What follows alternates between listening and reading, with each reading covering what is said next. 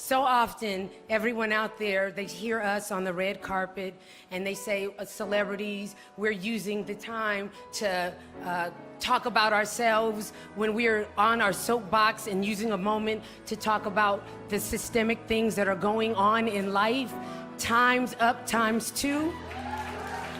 The reason why we do this is because we understand that our microphones are big and we're speaking for everyone. And I just want to say that I'm going to use my platform right now to say, in the next 2 years, everything that I produce, I am making a vow, and it's going to be tough, to make sure that everything that I produce, that is 50% women. And I just challenge anyone out there who...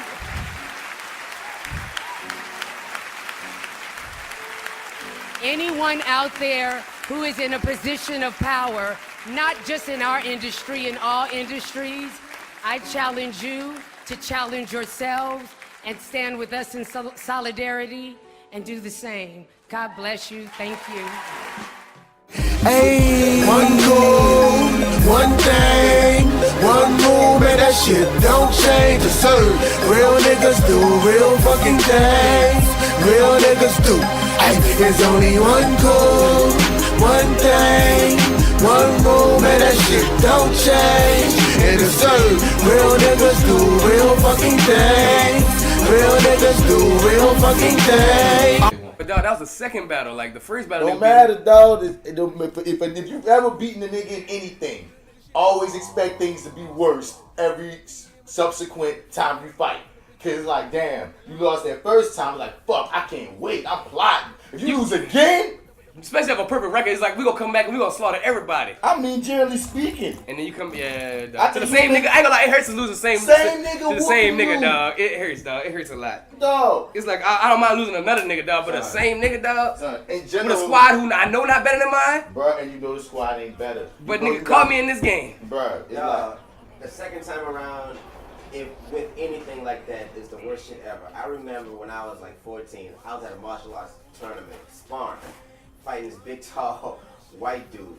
He beat me the first round and the second round. I wanted to fight after the tournament just for that. I was like, dude, you scored 2 points on me? Like, well, fuck you. Like, I want to actually fight. Like, fuck you, fuck these gloves. So I said, I wanna go back to America. That shit's not cool. How can I get down, nigga? So he was like, so not cool. And they came over with that fucking Ethiopian sales pitch on the spot. Son, when y'all just said that nigga at 14, you considered a fucking adult, that said everything right there for his whole reasoning for being there and everything. Right, like, nigga. And it's like, who the fuck is singing background? Dog, that's the most hilarious part too. They in the background going hard. America. Who are you women? might be the exact ones he been kidnapped. Yeah, I'm about to say that. A lot of them can sing, remember dog, that? Dog, so many things have been, dog, like in the last few days, dog, the police that knocked on this man's door yesterday. Oh, really? Yeah, because they said that the two women were held hostage, and they said, come to find out, it was possibly Jocelyn and Azrael and that bitch. The ones that, you know, that you got the worst. Yeah. Want to be there now? The ones that want to be there, exactly. Or supposedly, that brainwashing Stockholm syndrome is a delicate situation. So the girl's definitely brainwashed, son. Jocelyn, yeah. She is like gone, son. There's no like for her to come back. That's like me take her out in public. Right. She's the most trained. Dog, she was in TMZ talking about, I'm out here seeing family and friends. Bitch, your friends and family ain't seen you in years. In years, dog. I am all about seeing Regina King play Michelle.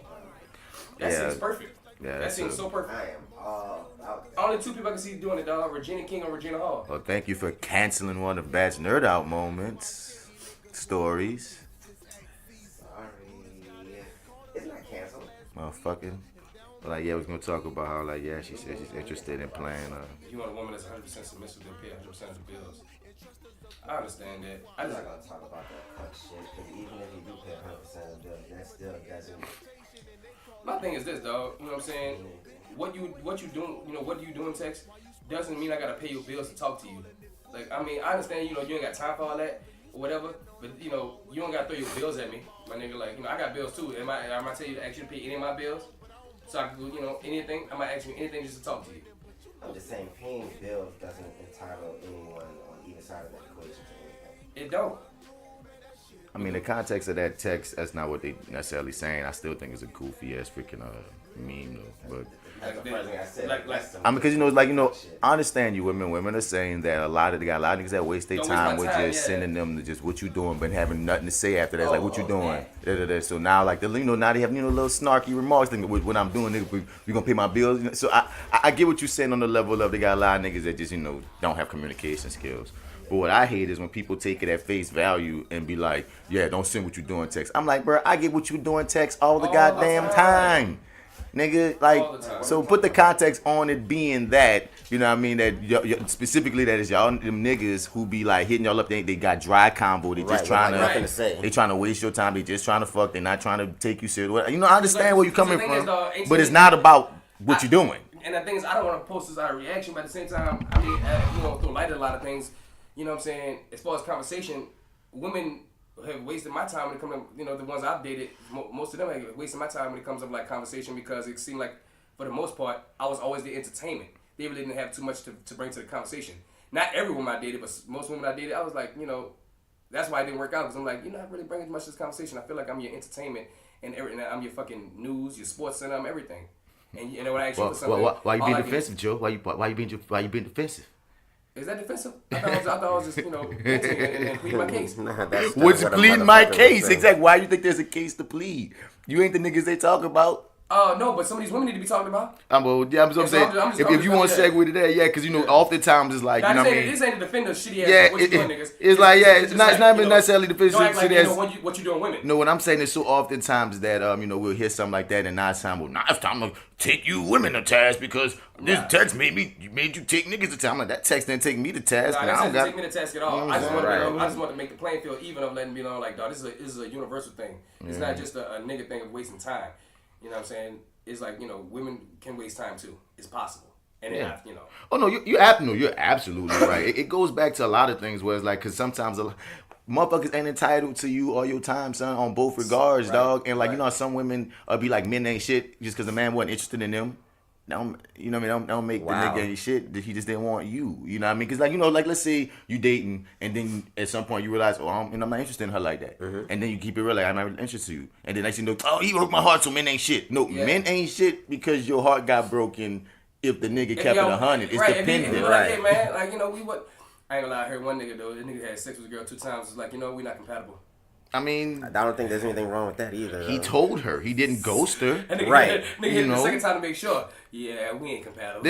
I mean, there's a way to do things. You ain't got to. You ain't got to shit on people in your delivery. You can be physically compatible and not mentally compatible. That's very true. But I'm just saying, like, you ain't got to shit on people in your delivery. But that, like DJ said, that ain't necessarily something that you can't tell a motherfucker. Like, yeah, like you can tell it to him different. Yeah, you know what I'm saying, like, like be nice about it. Well, not nice, but just cool about the shit. You know Have y'all ever felt like that? Like y'all was, your opposite other's entertainment? Like, Joe, we've had this discussion, and I've told you that before many times. That's why when you said it back, I was like, this sounds familiar. Well, I tend to forget full conversations.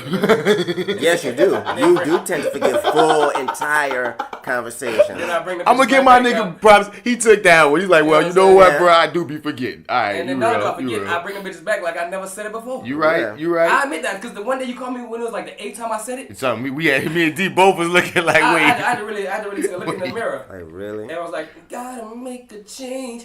Like, cause like, nigga was in the mirror like, bro, you retarded, son. Like, you keep repeating the same thing. What's wrong with your head, dog? You got a rewind clock in your mind or something? That is the weed. Is the weed? Is it the weed? I don't know, bro. Is it the weed? I feel like it's convenient. It ain't going through y'all like that. Let us conveniently blame the weed and say weed affects people differently. Your body makeup may just be responding in that manner. I'm not blaming the weed. Weed is good. All right? It's me. I'm the problem. All right? The weed is good. Right? The weed is legit. He said, I'm the problem. I'm the one that need help, nigga. I will not blame the weed. No. The weed has been taken care of. I haven't. All right? I need to work on me. But like, real talk though, son, like, I was thinking in my mind, like, bro, something's really up with your mind, my nigga. Like, it's one thing to forget things, but it's another to repeat them like they're brand new thoughts. You know what I'm saying? And the same energy and the same vernacular and even the same like letters. Like all the way down, that's weird to me, son. I had to really be thinking to myself, like, bro. So every time y'all correct me on it, But to answer your question again, son, yeah, son, like I think that's a human trait. All like in this dating world, dog, you're not gonna be compatible with everybody. You know what I'm saying? So you're gonna have, whether male or female, you're gonna have some duds, dog. So of course, when y'all didn't have duds where niggas sucking in communication, don't know how to come at you, and then you throw on the whole, you know what I mean, the normal layer, the normal fuckery of how niggas are taught to talk to women half the time, which is just to get the pussy. So you already got to deal with that on the top layer of your trust of damn and dealing with niggas in general. Then you got to deal with like niggas that can't communicate. But the same for us too, dog. Like you just said, like they got a lot of women that are so used to being fawned over and chased and such. It's like they didn't develop a personality or something. Yeah. And then it's like you just said. Then I find myself, or even a sex game. I don't want to get into that. I get into this shit. Pandora's box is about to open. Yeah, let's crack the motherfucker open. Have a peek inside. But I'm just saying, it's like one of those things that is like, dog, like it's on both sides, dog. Like you said, I've been there where I'm talking to women. It's like, son, the conversation is back and forth, like back and forth. But I'm trying to like talk no. to you. It's not that I like you, bitch. I'm attracted to you because I don't know if I like you because you can't even converse yet. Right. I'm attracted to you, but now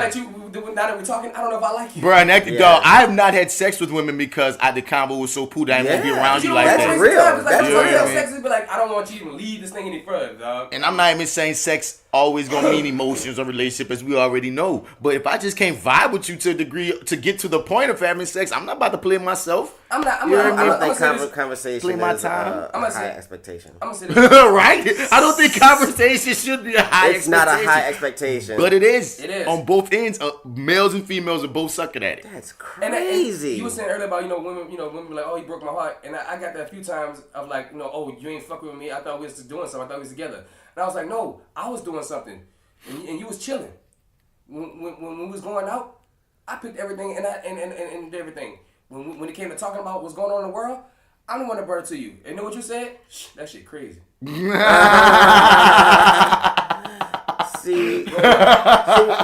See when the bitch say, man, that's crazy. The conversation is already over. For real, bro. Like, man, that's crazy. She has no thought about anything you said. And once again, both genders do it. And Yeah, that's why I just I need both genders to stop go with these gender wars of men. No, nigga, women do that too. Right. Yeah. No, men do that too. You know what I'm saying? It's like, no, man, like both sides, dog. There's evidence. Handled in different ways. It's just handled differently and we take it differently. But yeah, it's that is something I really want, because I saw that meme you post, like the war between men and women. Yeah. I really think like we just really need to get over it and really realize that we have both hurt each other, right, and let each other down. And we have let each other down major in all kind of fucking ways. We know that, but let's like help and heal each other now. And, you know what I'm saying? Because it's still the fucking Olympics with like who hurt who the most. They have bad communication, but then some women have bad communication too. Even with like telling the nigga, even though they're like good people, they have bad communication. But telling the nigga that he has bad communication. And I want to like, okay, what you just said, D. I just want to say on that level of love, and I'm gonna say this too. Yes, we're born in the patriarchy. So as a man, we can make that first step, but woman, you gotta make that step back. Right. You know what I mean? With us. Because sometimes a nigga make that step, be like, you know what? Y'all right about this. Let me, boom, boom. And then, but you want to, and then you get eaten up too. It's like, wait. You can't, like you say, if I'm trying to make good, come on, you should want to as well. Do you want to perpetually fight for eternity? But I mean, I think that's like kind of a thing though, dog. Infinity and beyond? They want niggas to jump through hoops. And I get that some of those hoops need to be jumped fucking through. But a lot of the time, we jump through that hoop, and what do they do? They build another fucking hoop for us to do. But you're doing exactly what we're saying we shouldn't do, because once again, everything you're saying can be applied to us. Yeah, it can. So it's like one of those things. It's like, that's why it's one of those of, okay, can we get on the same playing field? Yeah. Can we?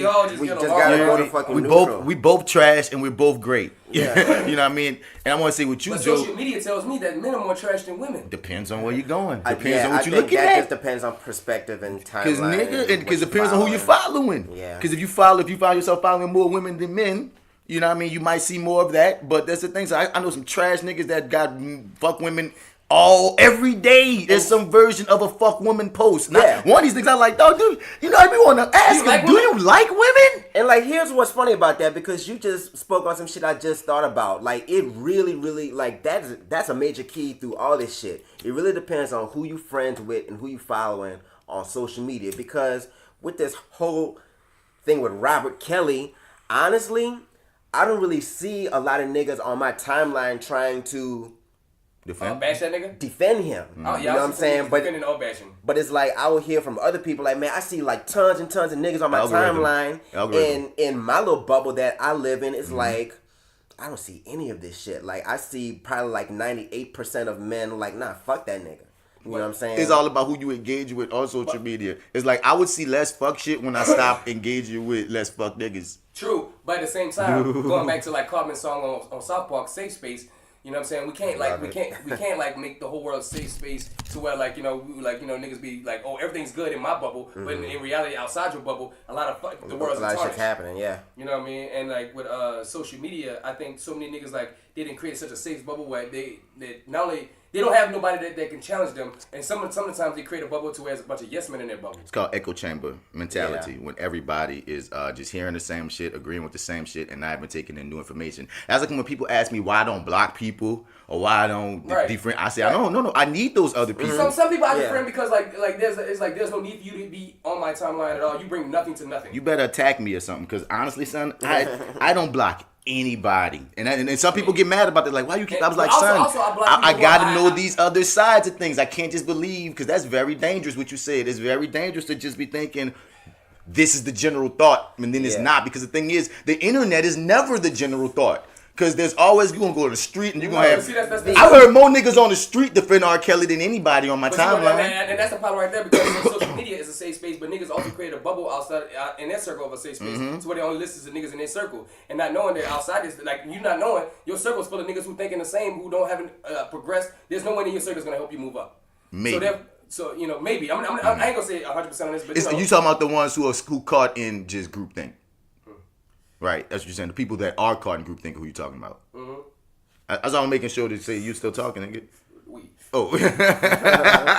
Hold on, bro. Hold on. These are the potty mouth, pothead podcasters, people. But like, nah, dog. Like, wait, what was talking about? You were talking about how echo chambers and groupthink can be dangerous. So like when you only have this group that you hang around with all the time, and all y'all got this trash type of thinking. Not saying y'all even trash people, but y'all like been raised out this trash type of thinking to think like without this. even knowing it's trash. Right. Y'all think it's what it is. Y'all think this is normal thought. Right. Ignorance is the worst enemy. You gotta step outside your bubble, man. You know what I'm saying? And most times, dog, when you realize things that you dislike, but you don't have no real reason behind, it's because you're inside your bubble and you feel like it's attacking you when it's not.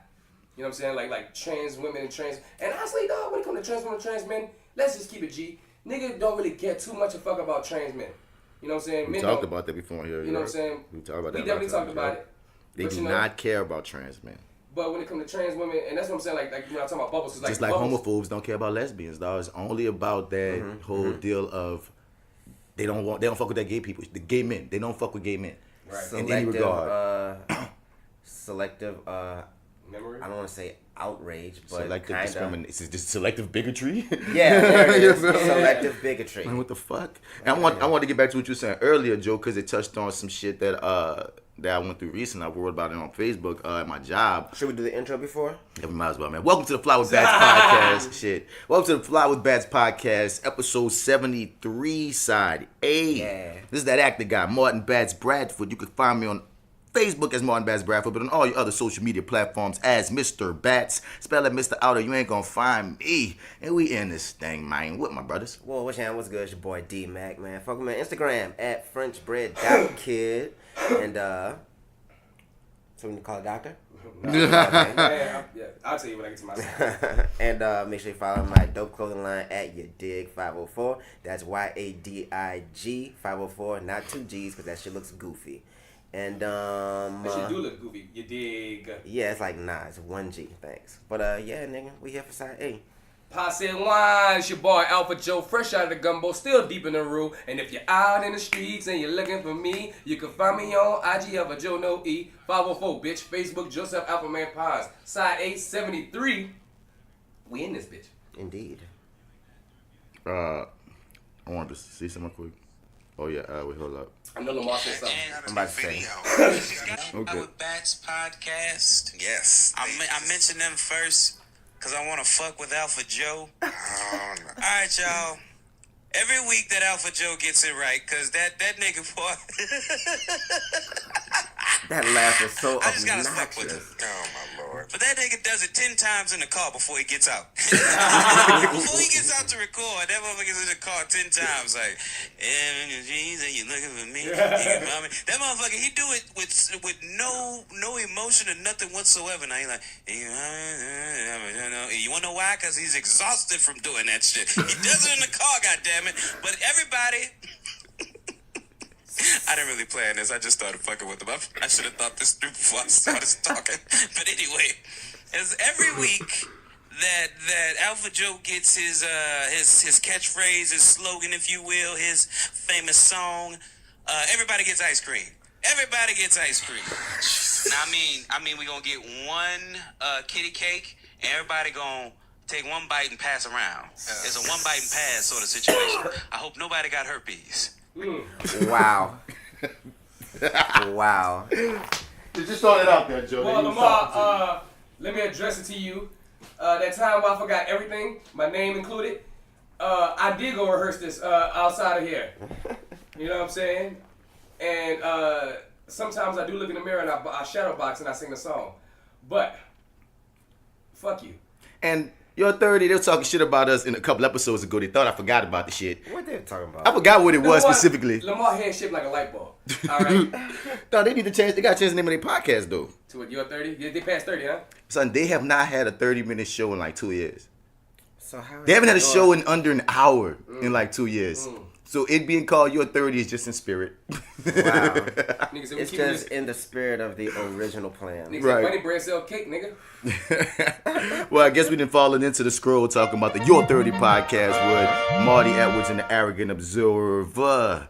Marty Edwards was also on the Reviewing Dat podcast with me and Jay Steele from the Misbelieve Radio Show podcast, which is hosted by DC, Oshun Lilith. What's Oshun SL? Lilith? Oshun Lilith. Malik, the historical geek. That's why I say it's so weird. You hear me? You hear me? Malik, not my fucked up. Malik, the historical geek, and us. Also, the We'll Figure This Out podcast with Jay Skills, Little the God, and Kiki. Four Misses in the Mic podcast, Therapy in the War podcast, Sugar Sass and Sarcasm podcast, 50420 podcast, Fuck What You Heard podcast, Metal Hand of God podcast, No Dope on Sundays podcast, Home Video Hustle podcast, and the Living Millennial podcast. What's up to all of you? Hey, guys. You know what I mean? I'm only shouting out active podcasts. So if you used to be on the scroll and you ain't no more, it's because you ain't been posting. Start posting again, you're back on the scroll, nigga. Active podcast only. Resurrect your body. Resurrect it, man. Come back to the world, man. Come back to the movement. So yeah, y'all. So I think that was everything. We have a question of the day from an emailer. Big ups. What we do? All right. It's from Rel. But it's still a Man, cool you question. called us, man. I mean, she just texted D. I'm about to answer this text now, so She about to pull up in a minute. Pull up. You know what I'm Right, saying? she asked us in person. Right, she came in person. You dig? She about to come in this bitch like Erica Badu and full of like cloud smoke floating in the room. Right. She said you came through as a guest to her rehearsal, man. How that shit was? It was pretty cool, man. Was the rehearsal a woman? Huh? I'm sure she didn't call women. No. It's a different. Women, I'm sorry. She's in Woman. She's She's directing the one that we're talking about. This joint. But the rehearsal was cool. I was really impressed by how prepared she was on her side. Her notebook was full of notes and detailed blocking, and I'm like, damn, Sherelle, like you on your shit, So she definitely knows what she's doing. In terms of the rehearsal culture with the students, Yeah. like they got a little bit of a ways to go. Like they be talking during rehearsals and boom, boom. Like, they're just kids or whatever. But some of them, like there's a couple who stood out. Mostly the women, like they were pretty good. They had this dude who thought he was hot shit, but whatever. Are these students like when you say students? These Diller students. Yeah, these are Diller. I wonder if it's that Diller student. We know. I feel. I got a feeling with you. You know exactly what I'm talking Okay, about. so yeah, that. So he's still on that shit. So like It's all I right. saw Hey, that. Yeah. Have some confidence by yourself, dog. Yeah, as long as you back it up. That's what I always say. Just back it up, please. I never got to see it. Like I only heard the lore, but seeing it in person, I was like, okay, like I definitely know that like that's the one that I heard of or whatever. But I was like, I guess, all right. But I took some notes from him, gave him some notes or whatever, introduced myself. Yeah, no, that's what I wanted to say because she said, yeah, you know, because she asked me to come on Monday. And she was like, yeah, D gave him notes. I'm like, oh, yeah, that's that boy what the boy told him, boy. What you told him, niggas? You told him, you Get suck. y'all shit right here. Get your shit together, bitches. Nah. I mean, I could have did that, but I was totally like chill. I was just chill garbage. with this shit. No. The only thing I said was the guy that was playing the preacher. I'm sorry, this nigga got me. Garbage. Trashy. Trashy. I don't know why you're here. You just need to leave now. Fuck you. You're cool. And fuck you. I'm out. Nah. Yeah. But really, the only thing I said was, watch the ends of your lines. Don't drop your lines. Because like there was a lot of that going on. But they're young actors. Right. That's And very they're in natural. school. They're in the training mode, right? That's what they're there for. So like the highest levels of training right now. And all of my notes were really like that because like we just said, like they're just starting. So like I ain't about to like ream into you for no fucking reason. Right. So I just told him that. I told him I did tell him about like talking during the rehearsal, but I only said y'all talk too much in rehearsal. Right. And I left it right there. Right, that should be explained like easy. Like easy boom. one. Shut the fuck You're up. adults. It's not like you're talking to high school students. You are talking to Y'all college talking too students. much So for come on. I'm Right. just talking too much. And in that part, that was the very last thing I said. Yeah. As far as acting, I told the guy that was playing the preacher, the dude or whatever, because the preacher in that scene, he was talking about, finally like having like slaves, they would be able to go to school now. It was like a school thing, like they can attend college and like learn how to read and shit. Like that was a huge thing during that time. Like, people used to die for fucking like learning how to read and shit, you know what I'm saying? But the way he was talking about it, he was sounding like Kirk Franklin.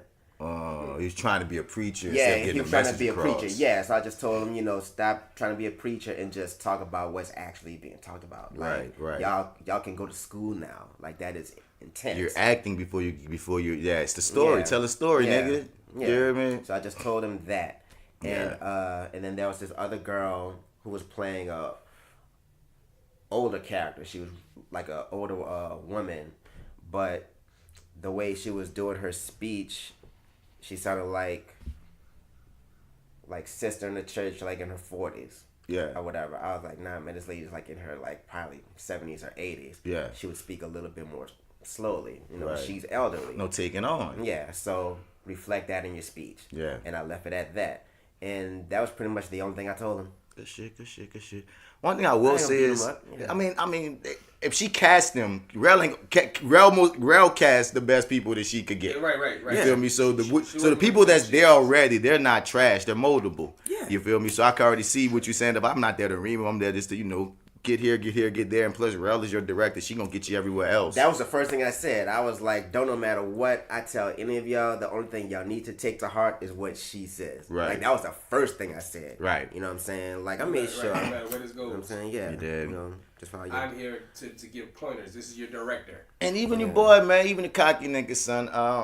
He got so much potential, son. Yeah, he got mad. He got mad potential, dog. Gotta take him down a peg. He just gotta get his ego in order. Yeah, Once he that's because the thing is, as a black man in this game, dog, your ego will get in your way if you don't know how to. I'm saying I know how to use it because I don't want to ever stifle like a fire. You know what I mean? Like, yes, you know what I mean? for sure. And sometimes people hide behind or use certain personas to hide something else or to mask whatever. So you know what I mean? So like I said, that's when I say cocky, like I kind of like cocky people. It just you gotta just learn how to use your cocky. Yeah. You gotta know how to you gotta know when to be respectful and when to do your thing. Yeah. And that was one of my things with him. And I feel like that's just a growth thing. You know what I mean? It's just you're gonna grow, you're gonna learn, or you're gonna. I mean.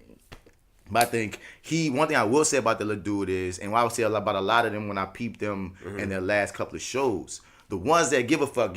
Yeah. But it's so small of numbers. It is. Yeah, it's only a couple of them in there that really care. But Really. Yeah, but I'm just saying he's one of them. No, he's one That's, of them. and that's the only reason I say You that. can't be that passionate and say things like that and not be one of them. Yeah, he's and that's I'm not talking about him. I'm like, when I'm talking about him, I'm gonna say this. He is one of them that cares. So it's like he's so cocky he can't even get grading, but that nigga be the first nigga off book. You know what I mean? He'll First be nigga the off nigga. book, first nigga at the work call. First So nigga it's like, for you know, the theater, for club, and anything. that's why I got to give him my respect on that level. Indeed. You know what I'm saying?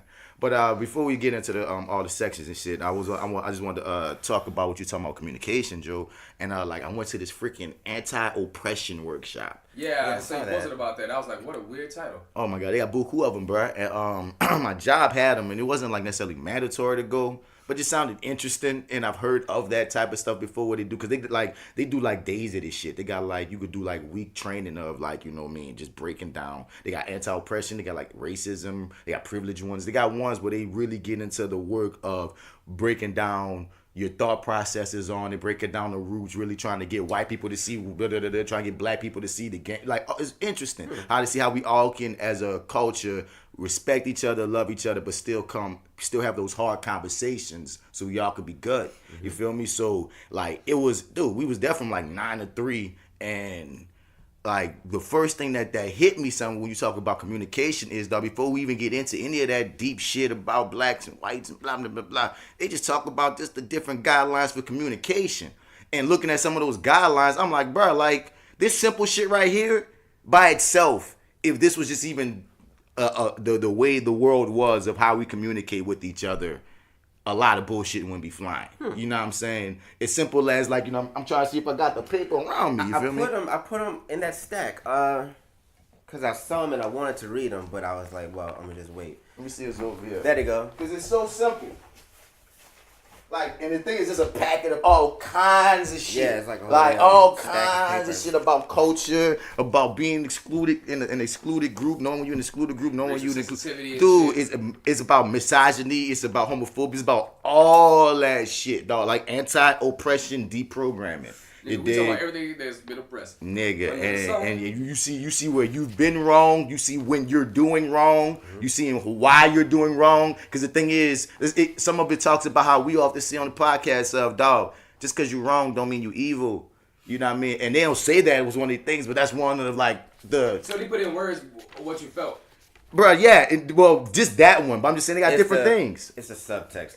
That was one of the subtexts of one of their things, because one of them was like, okay, the first one they had was like have a try on mentality, which means, you know, basically, and that's self-explanatory of put yourself in somebody else's shoes, try on something, try on a different perspective, try on a different way of thinking, you know what I mean? Try on the opposite end. You feel me? Because if you can word it in a way to even grasp what they're trying to say, even if you don't agree, that's not only will make it easy for you to understand what they're saying, but also it can also open up other ways for you to communicate what you're trying to say. Because sometimes we so quick to just have a barrier up of hear me, and nobody listens. You know what I mean? Or people listen, but they don't listen to be empathetic.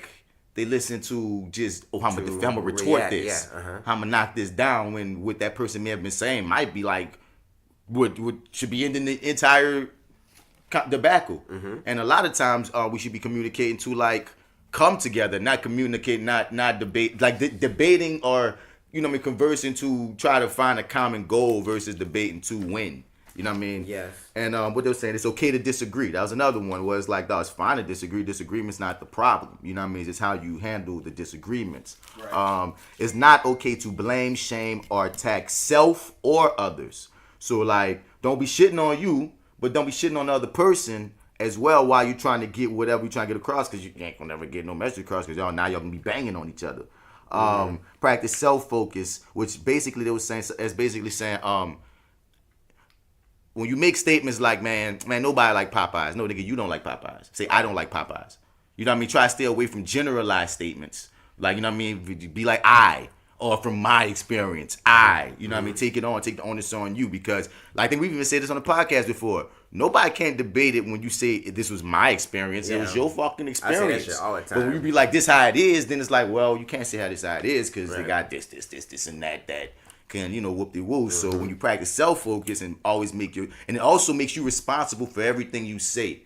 Because sometimes when you put it in general, then you don't have to take responsibility. You know what I'm saying? It's like, you skirting, and sometimes taking that lick make you understand something about yourself that you probably didn't even realize you need to understand about yourself because you've been skirting that lick, putting it on the general instead of self. I totally agree with that.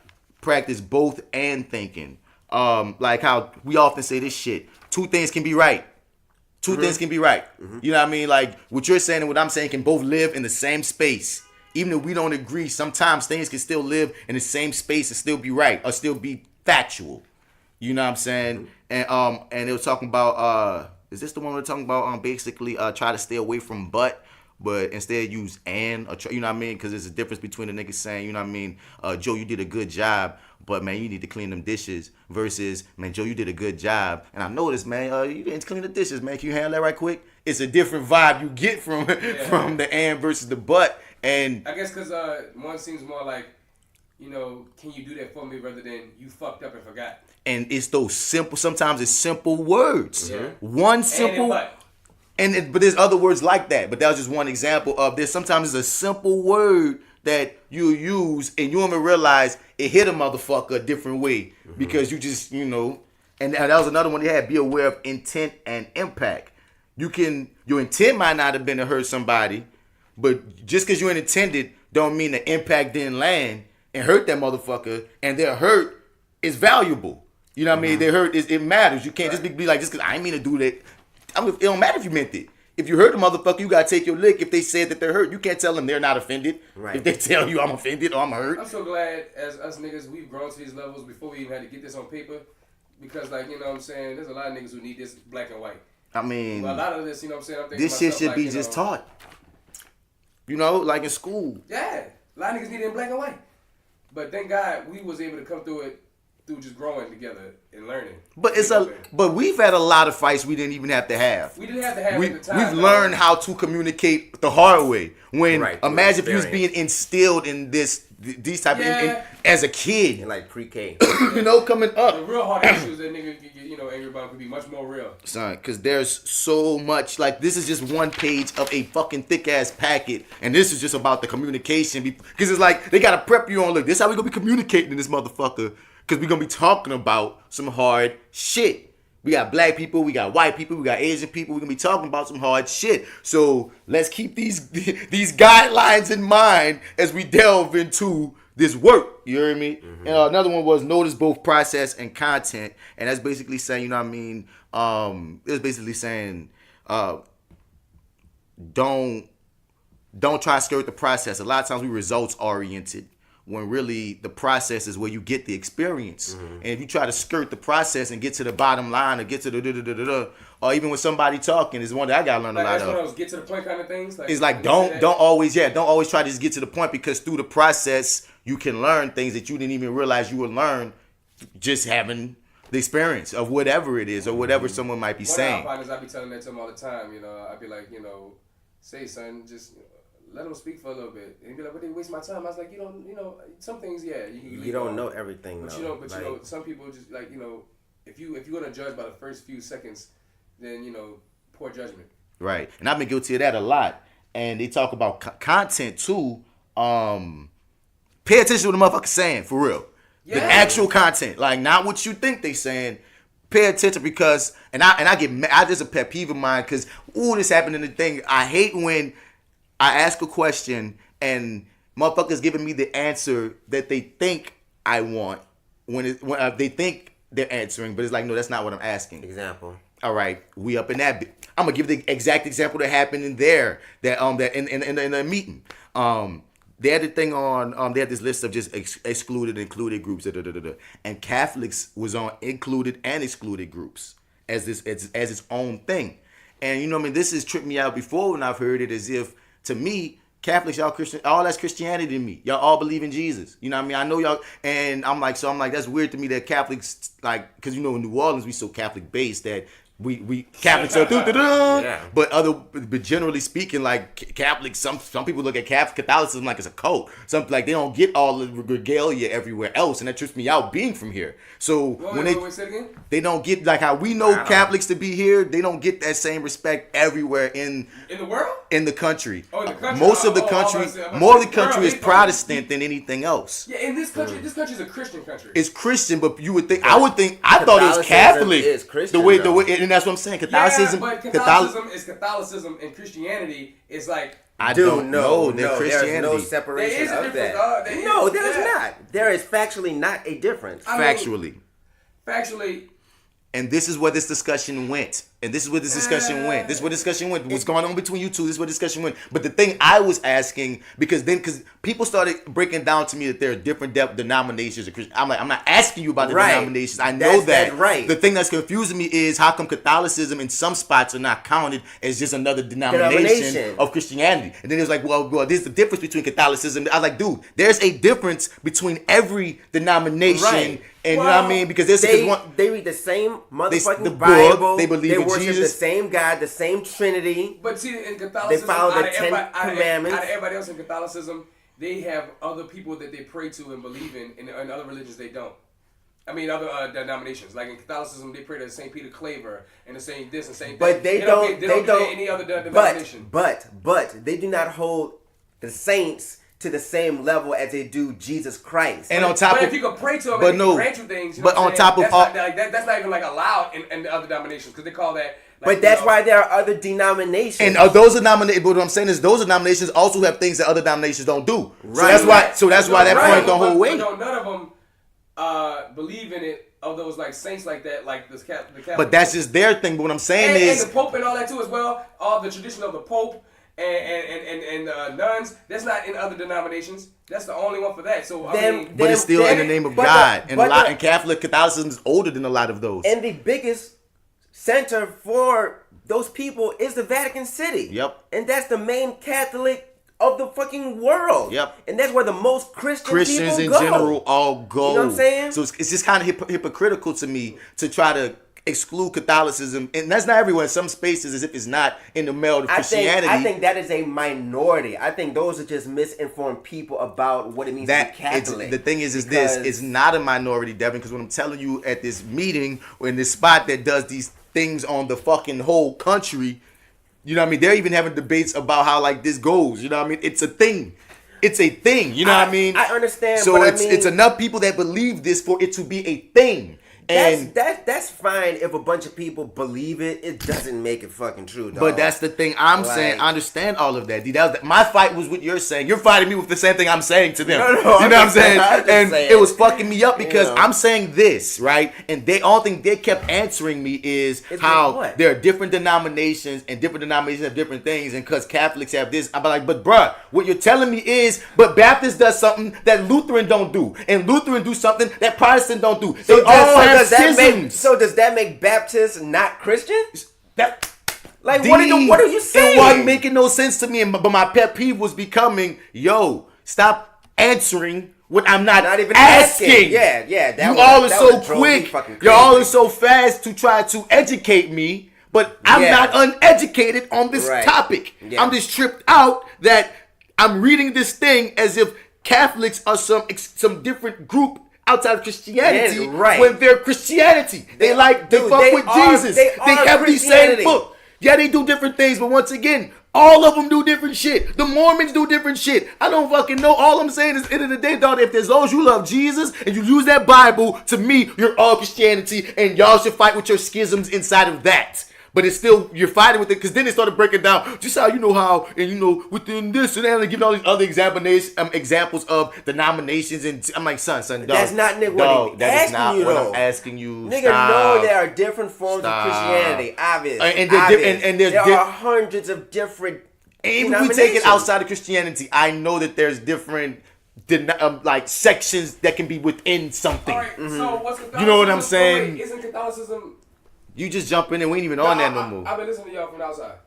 I just want a question I want to ask though, because I'm still thinking it's different. How if you use the same book? It is and the you worship, number you want to one go to heaven. You have the same religion. beliefs. You have the same beliefs. Yeah, that's the thing we're saying. Even if it's different. The Quran kind of like the same that too, but the Quran is. It's a Quran that they're using. It's just a different name. Bible is what the Catholics use. The same as the Baptists, same as the Lutherans, same as the Protestants. They believe in Jesus Christ. They want to go to heaven. But don't they have... I I thought the Catholic had a different Bible. No, the same Bible. No. I went to Catholic school for the majority of my life. Like Latin or some shit? There are maybe random prayers that they might use the speak in Bible, a different language, son. but they read from the Bible. That's what I'm saying. It's its own denomination, but I don't think it's its own religion. Do not treat Catholicism like it's its own religion when it practices the same shit of every other Christian thing except you believe this, you believe that. It's like these lightweight ass motherfucking differences. That's fine. Yeah. Y'all fight with each other about that. That's fine. But fight with it under the banner of But all of y'all worship Christianity. the same God, and y'all all Want to go to the same have to place. get to heaven in the same way. And you follow the same rules. You have to believe in Jesus Christ as your Lord and Savior. You got to So, follow the so Ten all the Commandments. extra shit is just extra shit there. All the other Yeah, shit it's is just bells same. And we say whistle. every denomination got extra Yes, shit. bells and whistles. That- Yeah, that's you got different. Mormons, you got Jehovah's Witness.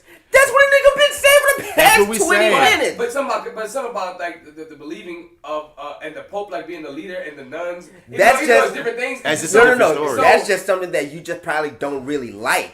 You probably don't like that. It's not that I like it or don't so like it. you It's just so- it's so- look at it different. Out of all of them, it's just so different. It's so like the rest of them they might have like one person said this or one person said that, but overall and It's like the characters are oldest different. though. But even in I that guess though, it's so traditional. And that's what you makes, know, but that's what makes me look at it. Is like how y'all gonna act? How y'all gonna hate on the first? Like how you gonna hate on the oldest one? The To me, oldest one, all those the other biggest ones one. come from that. Your Right. denominations come from that. So how can you exclude your core? it is the That's number weird. one religion in the world. It's weird. Catholicism, then who else? Islam, I don't know, bro. Yeah, I think so. then the Jews. Those are the top three. So how can you say that it's not A Christian, whatever. I didn't mean to get on all this, but when it comes down to Yeah, it, that just like I went was far. saying, when it okay. comes down to it, man, the thing restarted. Somebody be mad. They're gonna have a weird jump. But when it comes down to it, man, communication, son, just simple communication skills will get us so much further. Like it's tripping. Like when I was reading the guidelines, I'm like, dude, if I just imagine my Facebook walls, how people you can't have two things that exist at once. It's either I'm right and you're wrong, even though those two things can coexist. Or how just the ways people go about things are not. It's just I was like, fuck. That's all, man. But yeah, man, we've been jibber jabbing. We ain't get into no sections. So first off, we start off with that. When the church give to bring it out, just but we really was talking about communication overall. That's what I was talking about. But Saying how somehow they came when at the church me. come in You it. just need to communicate. Because real talk, that fucked my head up a little bit. Because in my mind, I always thought the Catholic Church was different from, even though I knew it was like Jesus. Because I used to think like, man, they do believe both in Jesus, but it's just so, Ritualistic. yeah, way more ritualistic than like other churches. To me, when it's other ones seem more new. This shit seem like it's been here like for real. Like this shit. But the other that's- ones seem even fake. This one seem like the legit shit. But that to me is what makes it even more so in the realm. If anything, Catholics should be calling out y'all other motherfuckers. Right. You sure you Christian enough, niggas? Right. You You ain't know? no Catholic, nigga. You ain't no Christian. Goddamn, nigga. You know what shit we do to prove we Christian? Y'all ain't gotta do nothing. Y'all don't do fucking sacraments, bitch. Nigga. The fuck? Y'all better catch up. Yeah, man. And Y'all I want wasn't even sacraments. raised Catholic. Catholics are weird to me. Sorry, no offense. Yeah. I like Catholic church. That Catholicism is weird. Really? It's the weirdest thing to me within the Out of all the Christian realm. denominations? It seems so regular to me. Besides like Mormons and extreme because they niggas, but we so talking extreme, we but talking they're like extreme. Protestant, Baptist, you know what I mean, Lutheran, shit like that. Like because the thing is, I grew up Baptist. And see, I think Baptist shit is weird, like in the way, like, I remember the first time I went to a Baptist church, I couldn't believe all the hoot and hoopla. hollering and Yeah, man. shit that was going on. Because I've been going to church where it's like, you are quiet. Like, you're quiet and you're prayerful. And I'm looking like, why y'all so you know, quiet and shit? Because yeah. I'm But like, you be because sinning, though. I like that meditation of sin. But the thing is, there's a time for that in the Baptist church too. They have a whole freaking meditation period. the Baptist church is so. But the Baptist church is so. It's like it's. The Baptist church is an experience, son. It is. Like I thought when you that go to shit Catholic was church, crazy. it is a ritual thing, but the Baptist All church of is an them, experience. all of them are an experience, and all of religion shit is to me honestly gets weird. But I'm saying the thing that stood out for me just on paper about Catholics, when you just learn Bible logistics, and I'm just talking little nigga me trying to get the logic. You feel me? Go back to what Joe said. You guys keep praying to saints. Our Bible say don't do that. That's the weird It say thing about talk to it. God. So I used to be like, what the fuck? You confessing to a priest. That's a man. Who the fuck does he confess to? Who's the next nigga? Where does this end? The fuck? Somebody's fucked. Someone's not confessing to someone. You know what I mean? Look, you know what I mean? Then you throw in the priest situations. And there's really no factual reason why you're making, because at one point priests were able to marry. And Really? yes, there was a point in history when priests were able to marry, and then this. Damn, that's fucked up. Yeah, and then they flipped this shit where now it's not right, and now you got these motherfuckers pegging little boys. And she's not saying that that's why they're pegging little boys. Y'all niggas is sick. Y'all sick. Y'all doing it. But what I'm saying is that all these things that to me was like, why is it so much? Like, you know what I mean? I completely get it. Because I've been to because even at a Baptist church, I've been to other churches. Because my mom, like, she was like, one point she went church. Like, it's so funny watching, like, since my mom had me at 17, I've watched so many versions of her. But when she went church, nigga, I went to a lot of different kinds of churches, and a lot of them have the same, like same through line. You know what I mean? Some might be hyper than others. Some might feel older than others. Whatever, dog. But like, just those things on paper about Catholic churches that felt like it was so that was very directly against what the book says to do to me. That it just was like pagan people to just worship to. Like if pagan people they worship to. Dude, that's how I felt. You know what I mean? If that didn't exist, I wouldn't have never thought twice. You thought it was like a pagan thing? I didn't think it was a pagan thing. I thought they were hypocritical. And this is me young, because when you tell me, when God says in the book, only don't put no gods before me. Talk to me straight up, and then you tell me talk to St. Peter. The fuck I'm talking to St. Peter for? God is God. Because God. That probably started the cracks. Right? That probably started the cracks in my mind about like religion. Just having those deals of I gotta confess to this dude. Why? Let me just. Where in the book does it say to do that? Why is God talking to you? Nowhere in the book does it tell me to go confess to this dude. Let me just put this right here. Okay, growing up in that. Yeah. Those were things that you could do, but you didn't have to. For example, you didn't have to talk to any priest about your sins. Like, that's not something that you had to do. Like, I was taught that that's a sacrament that you can choose to do if you chose to do it. But at the end of the day, you can always just pray. You can do that. So that's that. But it shouldn't be an option to It's me. like, not a forced thing. To me, it should. I get it. Now, No, when yo, your book I says get it. one thing, that's all. I get Some it. people in the Baptist church confess to their pastors.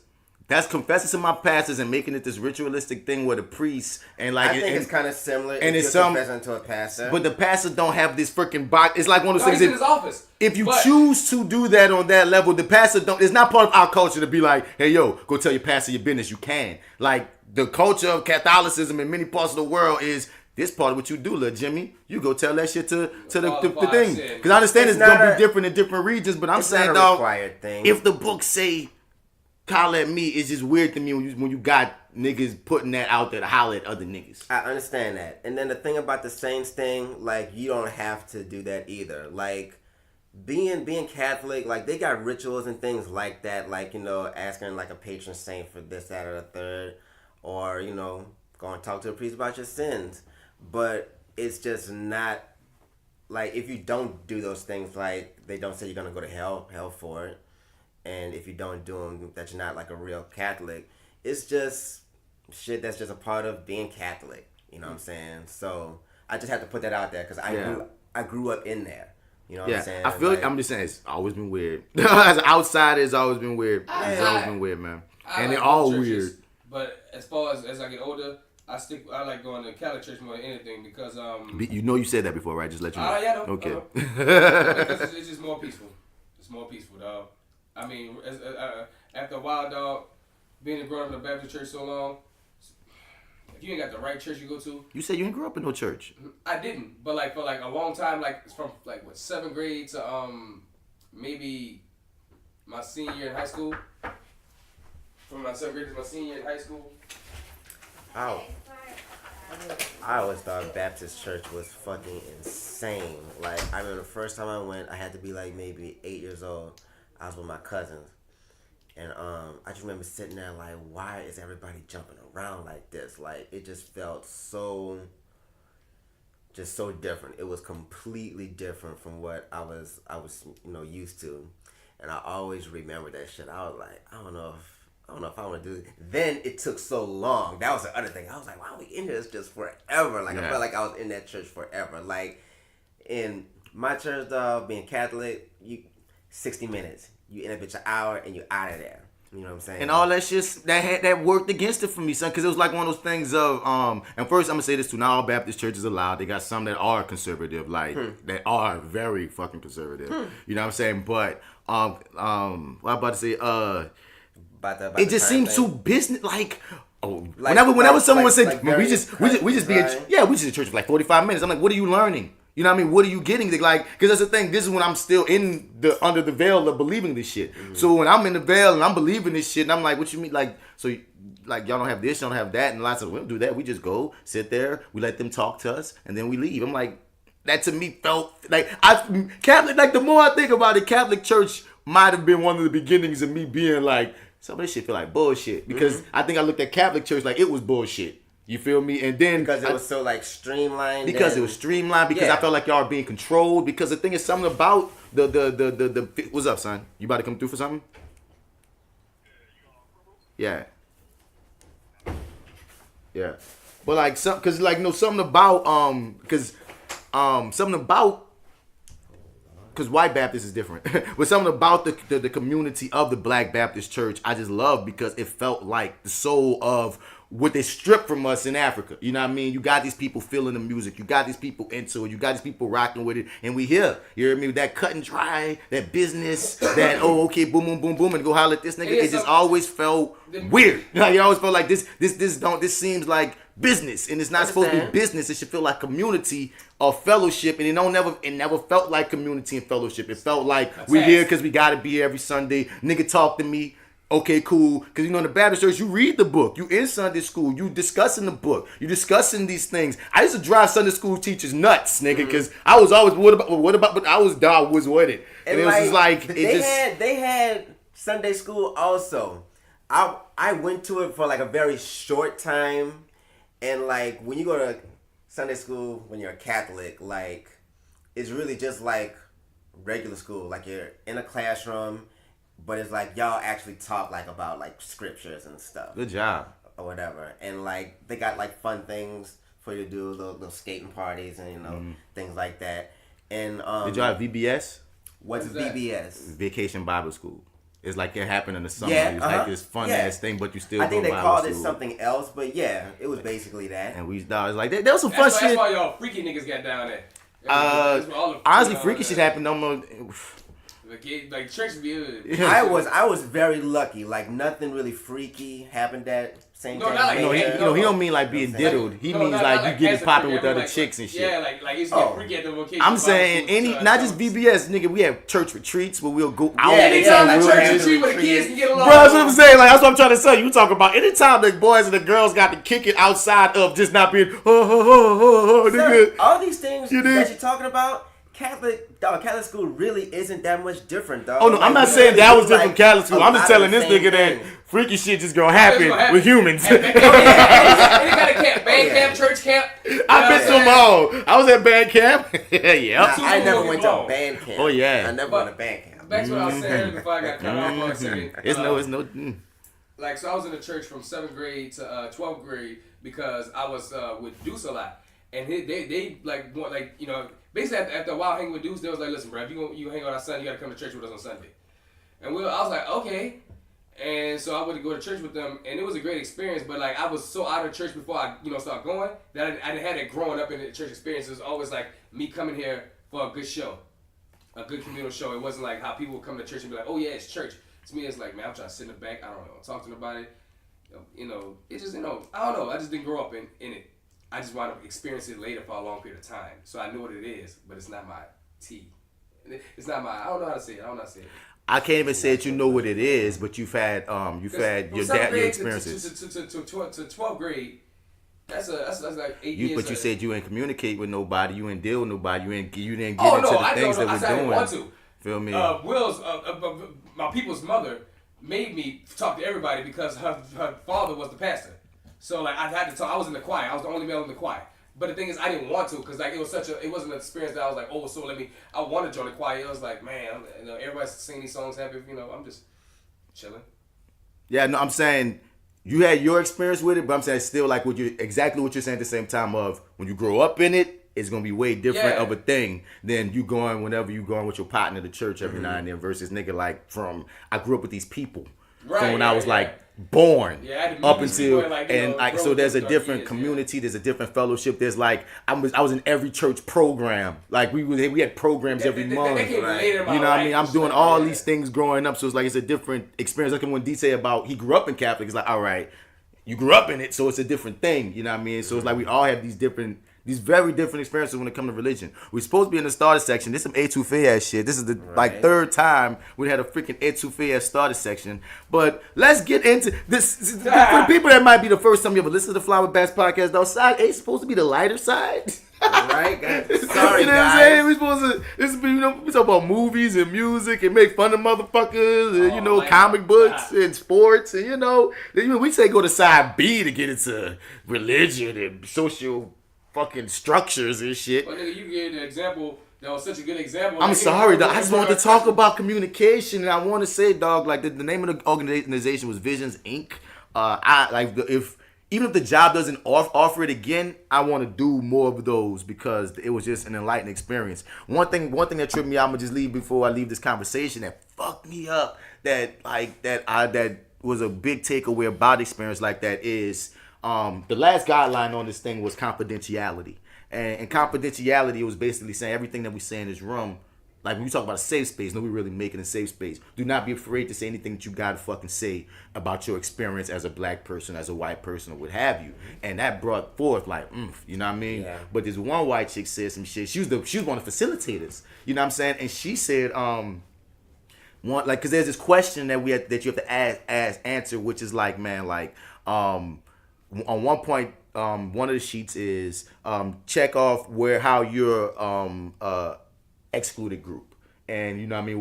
Whether if you check off it might have black on there, okay, person of color, or you gay, woman, and that whole deal asks questions about how you know what I mean. What gives you strength as excluded person? What you feel like you lose being excluded person? How does it help to hurt you? But then on the other one, there's like, okay, when you're included, for us that'd be like we're men, you know what I mean? We're that makes us a dominant. And they got other that we're straight, you know what I mean? That's a dominant. And it's like, okay, there's questions with that and how okay, so what's one thing that you feel like you either learn or you may have hurt people with that you can even peep out with your privilege or whatever it has it be. So there's one chick, this white chick, she came with it. She was like, man, one thing that hurts me so much is the fact that being raised with number white people in the East Coast, up north, just mainly white, not even East Coast, up north, white. She had to learn the brilliance of black people. She had to learn that we're brilliant. Because she was always taught that in her white space with nothing but whiteness, these are the geniuses of the world, white people. These are the artists of the world, white people. These are the best at everything in the world, white people. So it was like she would think, especially being up north, on top of that, she came to work in the South and is not only black, but she got the Southern thing. She felt like if you talk slower, that means you were stupider. And she had to admit that. But when you put that together with black people and in the South, she really thought that black people in the South were stupid. Just fucking dumb. Just inherently. She said even if I didn't consciously realize I was thinking that, when I started, breaking down certain things I would do, certain things I would say, certain things that I even if I thought it wasn't even harmful. You know what I'm saying? Because that was one of their mandates. It was, you can be both not at fault and responsible. And that's a big thing that us as men as straight white people need to learn, that, you weren't your ancestors. You're not at fault for racism, but you're still responsible for dismantling it because you're still benefiting. Mm-hmm. It's not our fault of homophobia. It goes all sexism, all that same shit. So it's like when you take that in, and she had to take her lick. That's the notion of know better, do better. Mm-hmm. But you gotta be open to know better, because most people be fighting just that part. The first statement, know better. Niggas fight that. You know what I'm saying? I think they fight the second part even worse. Because they know better, but it's so hard because now they got to admit to that they was doing wrong for them to do better. Tomato, my nigga. You know what I mean on that one. But it was just an interesting thing to take in that dude. She was just one of thousands of white people. And that hurt my heart to take that in for real. For someone to have to say you said it. We can think it all we want between black people. But when a white person physically is in your face, more of you. That's my point. Thousands more. To millions. Saying that, no, nigga, I gotta be real with y'all. I think y'all were stupid. I didn't realize y'all was brilliant, or at least as good. It's not even like I didn't like black people. I just really believe. What she was really saying was, a lot of us think y'all stupid. maybe even most of us. Ain't no really, dog. She broke that down too. Fuck. Because she said I think she comes from a family of this shit. She comes from a city of a town of this shit. From a generation of this shit. She was even talking about people in her family that are not, of course, where she is. Because remember, this motherfucker that she's a facilitator. She's way beyond. She done seen some things. Right. So that's why I'm glad that you're so real and you've learned so much that you could even own that to say that to black people. You know what I'm saying? But it's a real statement, dog. I'm glad that was, and you don't get those real statements because oftentimes we don't have those safe spaces of we come from all these different places. Let's talk for real. Let's not be trying to talk to fight or talk to be right or talk to look good on Facebook. Talk what it is. Let's talk what it is. You know what it is that most of us up north thought y'all were dumb as fuck. Or not just that, just all kind of shit. Most of us down here think every white person is crazy. All kind of shit. You know what I mean? All kind of shit. You know what I mean? Just so many things that you won't even realize. Yeah. We got all kind of trauma on both sides of the spectrum, dog. White people, they're traumatized. Like, they're traumatized. And niggas are definitely traumatized. So what are white folks traumatized from? I'm not even going to go into that. White fragility is a thing. It's and it's that way even down to like a basic, like a very core White fragility. Explain. Core nature. Like, I heard this argument. It made me laugh, but I don't think it's all the way true. But I think it kind of makes sense. Just hear me out. I talked to somebody and they said that there is something about white people because they're the only race on the planet that basically can't even be out in the sun. Like, the sun helps and replenishes like every other race in the world, but it essentially kills white people if they take too much of it. And he said that was a trauma that white people suffered, like basically like thousands and thousands of fucking years ago. And he said that maybe there's something about that that's carried forth into, how basically they've pillaged and plundered like the rest of the world and just kind of disliked darker skinned, humans. Man, that's the most fucking. That shit sound crazy, D. I'm sorry, that do sound crazy, bro. You telling me that the white Caucasian man has said, I'm gonna take over everything because I can't get a tan. No melanin. You all die. I can't play in the summertime, so now niggas gotta die. Niggas gotta die. Yeah, I think the only thing to take from that is just the notion of we man, always say you feel what you don't understand, dog. You feel what you don't understand, son. This white man's a conspiracy theorist. And the darkness, they never can understand that. Damn, that that's said, so we crazy. chased the dark out because we couldn't really actually get the real light.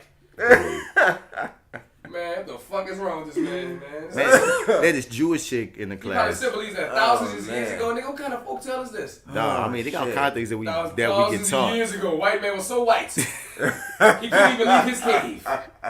And the moment that the sun was in retrograde, and Venus was in retrograde, and whatever grade it was in, then he could come out. He came out. Then he came out. And he killed everything and raped everything in on the world after that. Oh my goodness. And then the sun came back out and somehow he was able to stay in the skin. He was able to come out now. For some reason at night he cool. For some reason at night he cool, but during the day he a whole out here. A whole out here. That's why he's so pink. You hear me? Did you know that Jewish people have to always work on the most important day of their like religion, their culture? Which is what? Requires them to work on it? Well, it's like this is our religion. It's not. America ain't. It's one of the things I learned. America. There's so many people that get impressed in so many different ways that we don't even realize. Down to something like that I didn't even ever think about the fact of like the holidays don't always fall in line with other cultures that are living here in this quote unquote melting pot. You hear me? So it's like. While they think Hanukkah's like Kwanzaa in a weird way, was like Hanukkah was just some shit some Jews made up to try to just fit into the spectrum of. Really, I thought it was always a Jewish tradition. Their big thing is like I think she said it's called Ram Kippur. Oh, I was about to say Ramadan, but yeah. No, Ramadan is for Muslims. Ram Kippur is for the Jews, and apparently that's just always Yom Kippur. There we go, Yom Kippur. I'm sorry, Yom Kippur, and that's just like in the fall, like September. Right. And this is like their Christmas, you know what I mean, or their whatever. Yeah, that's the actual. There should be their day, but us as America don't respect it because we just don't know about it because we're ignorant because we just stuck to Christmas, Thanksgiving, the same old shit. We learned that shit in Catholic school. You know what I'm saying? America's never like the Jews. It's not even just the Jews, but they're not the only like group here that have that issue of their holidays that are very important to their religion and to their culture that true. we just steamroll being over. respected, yeah. And because the thing is, of course, the whole country can't take a day off for Yom Kippur, but them people should definitely be able to take the day off at work. Every job should respect that, and they all don't. Not every You don't job, think though. that's gonna open up a wormhole? It does. Kind People of. fight for it all the time. That's why people like right now. My girl works at a place where like Jewish people in the store, and they don't. But if you work there, you can also take off for the holiday. You know what I'm saying? I think it should only be like the real like main. You gotta be Jewish, dog. And you actually just gotta be like Yeah. part of like whichever. You gotta be dog. You gotta be Set you Jewish are. or Madonna or some shit. You know what I'm I saying? just don't want people to start faking like they're Jewish to take off Oh, and son. you know all that. You know. I mean, that's what happened regardless though, because Stupid shit, you niggas. I mean, They non-Christians consider get Christmas Kwanzaa, off. Non-Christians get Christmas off. Facts. So I'm just gonna say I would rather the slippery slope be that. Because the thing is, once again, I'm not saying the world needs to take Yom Kippur off, or the world needs to take the country needs to take Ramadan off, or whatever. I'm just saying, cause maybe they should, but I'm just saying, generally speaking, either respect it to that extreme where we all do get them days off too, or at the very, very least, let those specific people, Let those people do if it. they've already, especially if it's already, they've already admitted that this is my religion, this is my culture. Give them that day off. I don't care what the job is. Give them Yeah. that day off. If you give them that day off for Christmas, I'm on board with all of that. unless you Yeah. want them jobs that work on Christmas Real too, talk, then it's son, like, real well, talk, fuck. real talk. Well, you know we work on Christmas here, dude, so you can't. You know what I mean? But Right. It's Walmart. right. I ain't saying what it Like is. Yom Kippur. Right. I don't about Real. Kwanzaa. We don't respect none of them. Nigga, You know where you Chinese work at New Year, now. I don't give a fuck about Right. none If of you that. don't get about none of them, then that's where you work, bro. You gotta take your lick. You know where you work at. I will say this though, dog. As far as like these other holidays, this and the third, being respected on the same level. If The ones with history too. right, like that's what I'm Yeah. saying. Because don't create one. Right, Don't it's make one up. This shit gotta be legit, son. This Right. is part of the culture. With some I gotta heritage. I gotta look at the Yeah. Bible. Have some shit, like, yo, heritage. shit Right. come from It's like gotta that. be the main shit. We're still saying have some heritage. Yeah, We dog, can't man. make up Yom Kippur. We can't make up Ramadan. You know what I mean? I'm talking about Yeah. like ones with actual Dog. something to it. Should we be able to take off for Kwanzaa? Kwanzaa is the newest one, and it's the one that has to stay because it's the only one we got. Now, do I celebrate Kwanzaa? No. I mean, should like people But I like be it. able to take off if they had to work? 7 days? Hell no. You can't get Yeah. the 7. You probably get one of them days. I know you can't get the 7. After learning the very little I learned about Kwanzaa from Malik, talking and telling me shit, and from their blazing worship when no girl came, that 1-2 punch, 'cause it was like within the same like time span when like Malik was just running some shit like, oh, and I looked at his Facebook live, he was saying some shit like, oh, Malik talk that shit. It's not dope. And then like Kwanzaa sound dope as fuck. I wish we could respect it more, but I put it like this, I would love it, but I don't know ever see our country giving a 7. Giving a 7, dog. I wouldn't expect a 7, but what like Maybe a what one. like 3? What No? do jobs give? Because there's difference between, because are we looking at school time or are we looking at job time? Because schools give 2 weeks for Christmas, but a job is only gonna give you what? Job time. The Christmas day and maybe the day after or the day Yeah. before. So a job only gonna give you the specific Might just day be that off. fucking day. So Kwanzaa, I don't know enough about it. Is there one day that's the epitome I don't know. of all the? Honestly, I don't know. Yeah. So like Kwanzaa was created in the 1960s and 70s, I believe, and like it's so young and so new and so Americanized. Right, it's us Black Americans. That's the thing why I'm trying to respect it, because it's us Yeah. Black It's us Americans Black Americans. trying to create something. But that's also part why that kind of gets me a little distant because like dog, you know, you got these things from Swahili and like I think they pulled it from different African traditions, didn't they?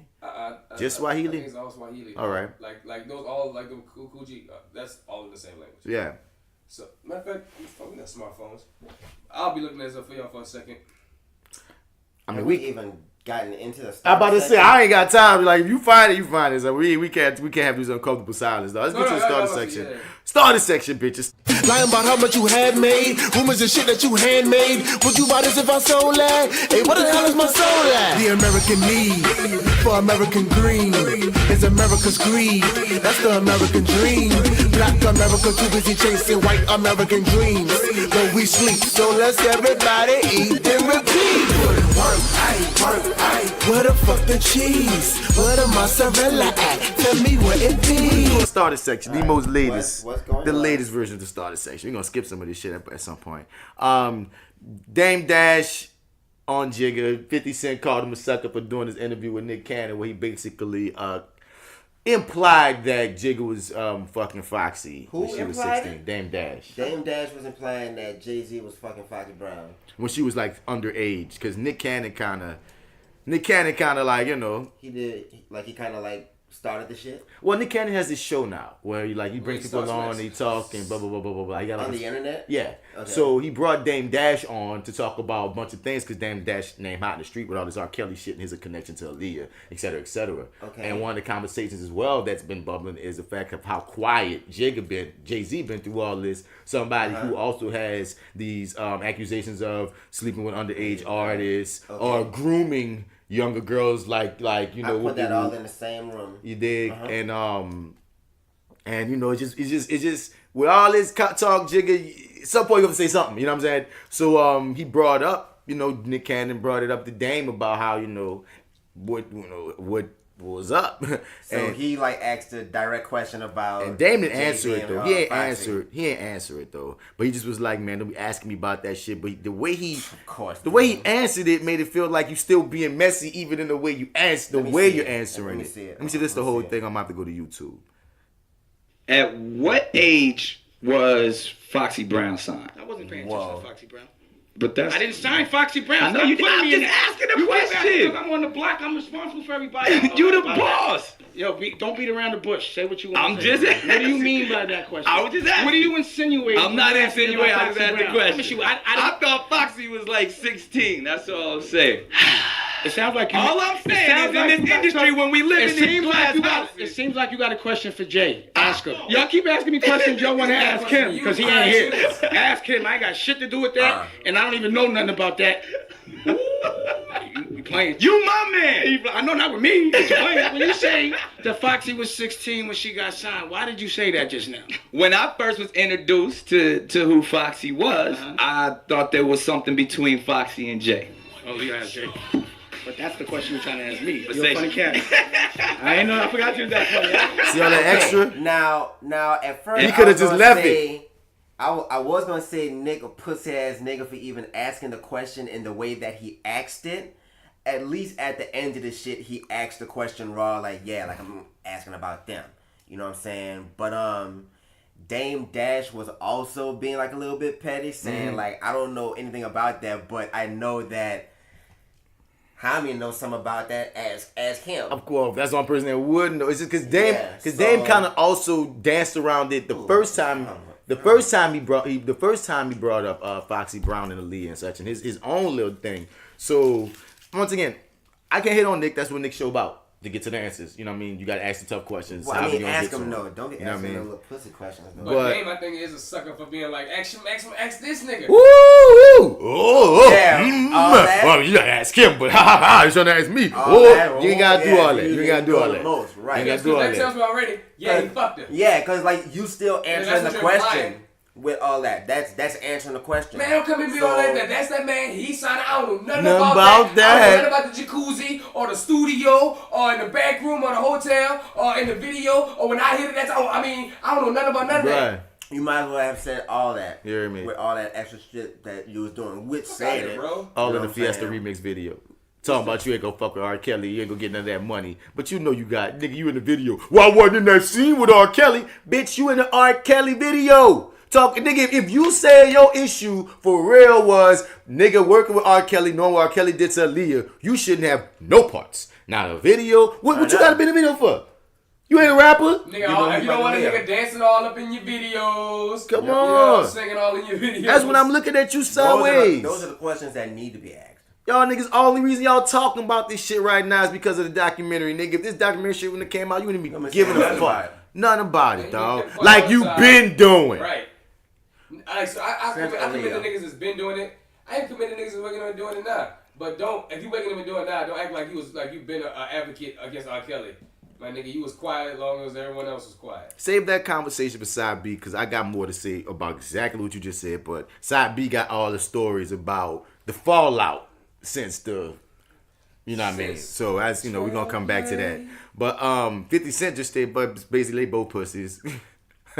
He was like they both some chumps and this shit. You know, I ain't mad at it. And 50 Cent also just got a W because Teairra Marigo owe him $30K. A weird W though. That's You hear me? Because she accused 50 Cent of No, she didn't accuse. She was going to sue. No, going to. She tried to. That's why he getting the money. She tried to sue 50 Cent over the sex tape of her and her ex or her current or whatever. I don't know. Oddball. So check this out. On Love and Hip Hop, this nigga was also a womanizer who has he's trying to have this polyamorous relationship, but he was like trying to suck these women into being this a kind of thing that R.Kelly's into a little bit. His name is Oddboy. So he when they broke up, he had posted a video of her sucking. Oh no, pause. No, I don't want to cross those. A poly relationship and what R.Kelly doing. I don't want to put on I the ain't same. saying no. He's trying to do a poly relationship, but the way he's trying to do it, like how he's trying to do it is very cultish. You know what I'm saying? With little girls? No, it ain't with little girls. So I don't want to compare the way to he's Kelly. trying to brainwash, you gotta watch the show. These women, some of them are brainwashed like a motherfucker, dog. It's we'll die for him, we'll take care of him, we love him.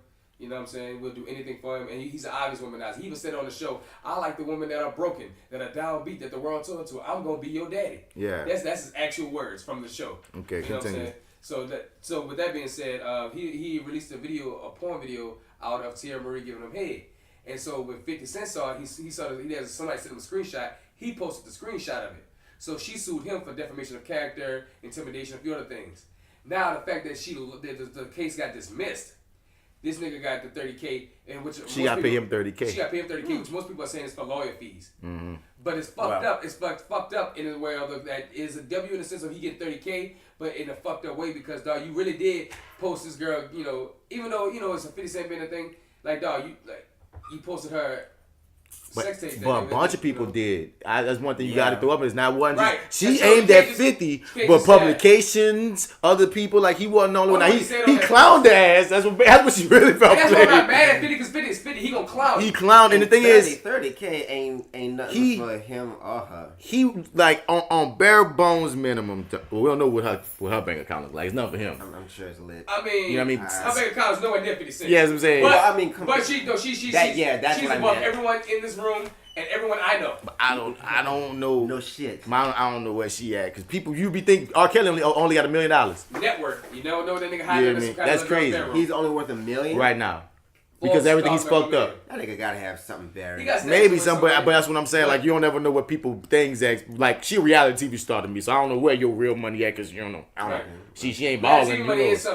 It's not. But what I'm about to say is bare bones minimum. I would say this that you're right about all the way. 50 Cent was wrong for putting that up there. Right. Generally speaking, on some was right and was wrong. Yes, he was wrong for putting that up there. I'm not disagreeing with that fact at all. But, not even say but, and also, there we go, we're growing. We're growing. Even though he was wrong in that, some people, he wasn't the only person that was doing that. So, woman, you should have been trying to sue and attack and go at all these people. And I think that also played a part into her credibility because people were saying that she released the tape herself and how she was doing it just to get more hype. And it was all this fervor around it. There was a lot of confusion in what was going on. And she was still fucking the nigga that she was supposedly beefing with that released it. And see, that's the level of Stockholm syndrome people saying she was having. And so, when she was so depressed. So that hurt her credibility in the case because, my nigga, you're so mad about this. You're calling it revenge porn, but you still with the guy that released it, but you trying to get money out 50 Cent. And you trying to sue this nigga. Trying to sue him for something that you put out there in the first place. And once it hits public domain, certain things get kind of screwy. If you'd have released a full-blown video, it would have been different. But since it was just a screenshot, he could have been like, I'm getting it from another news source. Look at this news source. It's like if me or you would have screenshotted it from a news source. There's ways that you can wiggle around it, and see 50 got the lawyers to wiggle around it. Not saying he was right, but I'm just saying I'm not that surprised. 50 Cent is the ultimate villain. I'm not surprised that he didn't lose. Now I'm surprised that she had to pay him $30K, but I'm not surprised that he won. I'm not surprised he didn't. I'm not surprised he won. I'm not surprised she had to pay him $30K, son. And I'm surprised she hasn't got to pay him more. Damn. You know what I'm saying? So you just have no hope in 50 Cent is a monster, dog. Yeah, man. I fucks with him though. You know what I'm saying? Certain villains in this world, you gotta understand what they are. And he's a good villain, but he's still a villain. 50 Cent is one of the most problematic as they say motherfuckers that I fuck with in the game. And it's so right unfortunate. now. Because they got girls coming to me all the time on my page like, man, why you still fuck with 50 Cent, Martin? And I'm like, dog, I know he sucked, he a trash human being, but He's like Y'all so Bane. cool as fuck. Yeah, like, you know, it's like someone bothers it's me a like, hard oh. one. I gotta take my look. It's a hard one. I'm hypocritical when it comes to the 50 Cent. There's a couple of cats I'm hypocritical about. Gotta take my lick on where it's like I probably should mute you, but I haven't. Yep. And I think it goes back to what we said previously. Everyone has their own breaking points when it comes to what will make them not fuck with a specific celebrity I or haven't person. reached it yet, but- And for some reason, 50, even though in all his craziness, he ain't make me to that point yet, like Kanye has, or like Mayweather has, or what have you. 50 Cent has like so many different like levels with me of like where I want to put him on certain days, because certain days he is a really good fucking guy, but a lot of times he does a lot of fucked up shit. Fucked up, messy, petty, But petty, messy. I think it's just because he entertains me. Certain, like you say, certain bad guys, I just find entertainment in, even if I don't agree with them. Right. certain things he hasn't done that cross the line to me. He ain't raped nobody. Nope, you'll be cut. Instantly. He never like straight up was. He did, you know, put some women out there he had sex with and fuck. But, I mean, he's done some misogynistic fucked up things. And then I want to talk about this more on side B, but like culture has to play a part at some point when we talking about context of things that went down in the past. When you talking in regards of the pedo shit, the rape and shit, the grooming shit, you know what I'm saying? This doesn't make it right. But like how like people are apologizing, coming out the woodworks for ever even working with R.Kelly and all these niggas that makes you start wondering like, damn, so are we gonna do the same about James Brown? Or like they have this Michael Jackson documentary coming. Are we gonna be Prince consistent? was grooming chicks. You know what I mean? Like they got all kind of things. And I'm not saying necessarily are we gonna be consistent. I'm saying like this R. Kelly note for me mainly and specifically should be a note for let's moving forward.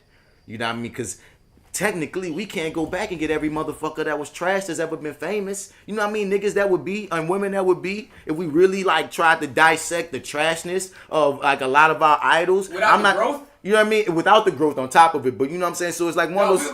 Take the whole catalog out the fucking window. I mean that if Isn't we that what we've said if before, without though? if we don't have nuance, Same with R. Kelly. if we don't have nuance, if we don't have context, like no, R. Kelly's been proven to be an absolute monster. So you do it what you want with him. You know what I mean? I feel like I would rather cancel his albums than cancel things that he wrote for other people. Because that's another thing too. People saying, he wrote all these B2K hits and he wrote this hit for this, and it's like, well, you can't listen to anything that he ever even wrote for somebody, even if you wasn't on it. And I'm like, Is that the same? this is what I'm gonna say. I feel like some people, if that's what you want to do that shit. But for me personally, dog, I think it depends on a lot. And to me, his own specific music makes me think, oh, you're singing this to little kids. I'm not feeling like you wrote that song for Chance the Rapper to fuck a little girl. You know what I mean? I feel like the context of if he wrote it for somebody else, I can divorce, because he ain't making money off it right now anyway. He ain't making money off none of his shit no more. You know what I mean? I Believe I Can Fly was not about little kids. Like, he makes songs that aren't about children. That's not what I'm saying. That you're saying a different point. I'm not saying that. I'm saying like he can write songs for other people that I haven't, you know. That was his song though. Your example was his song. I'm just saying all his music doesn't have like those connections. Yeah, if he wrote it for someone else, even if he wrote it for himself, they all are linked to like pedophilia. Yes, but I'm saying this. I'm about saying fuck all R. Kelly music that he sung. But what I'm saying is, I don't think because they're talking about like he wrote Fortunate for Maxwell. You know what I mean? That who thinks of R. Kelly when they listen to fucking Fortunate? He also wrote You're Not Alone for Michael Jackson. No. But that needs to be canceled because of it came out the reasons. The reason for that song was because of some underage girl he got pregnant and made have a miscarriage. If he would have never came out and said that, then you would have a point. The people say that. The person in the black said that. That was and the chick who got pregnant, he told. Yeah.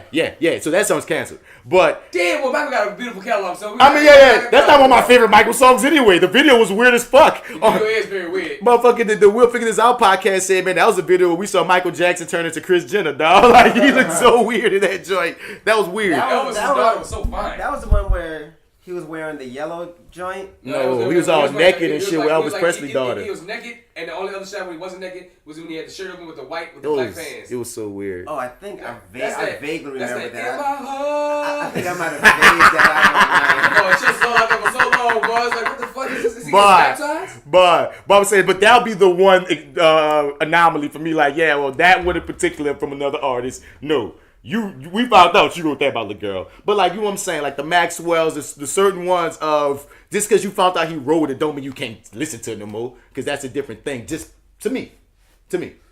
Unless that song was about little girls, then you figure it out. But I see both sides of that.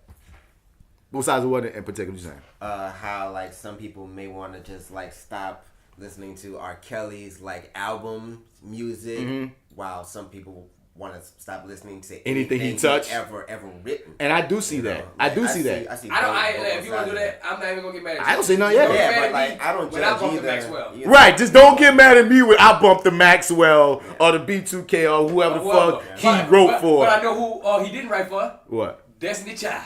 Oh yeah, Matthew Knowles said nah, bruh. That nigga said he wrote Bugu Child write Bugu songs for him. Now we don't need any of them. We gonna work with Wyclef John. Nah, bruh.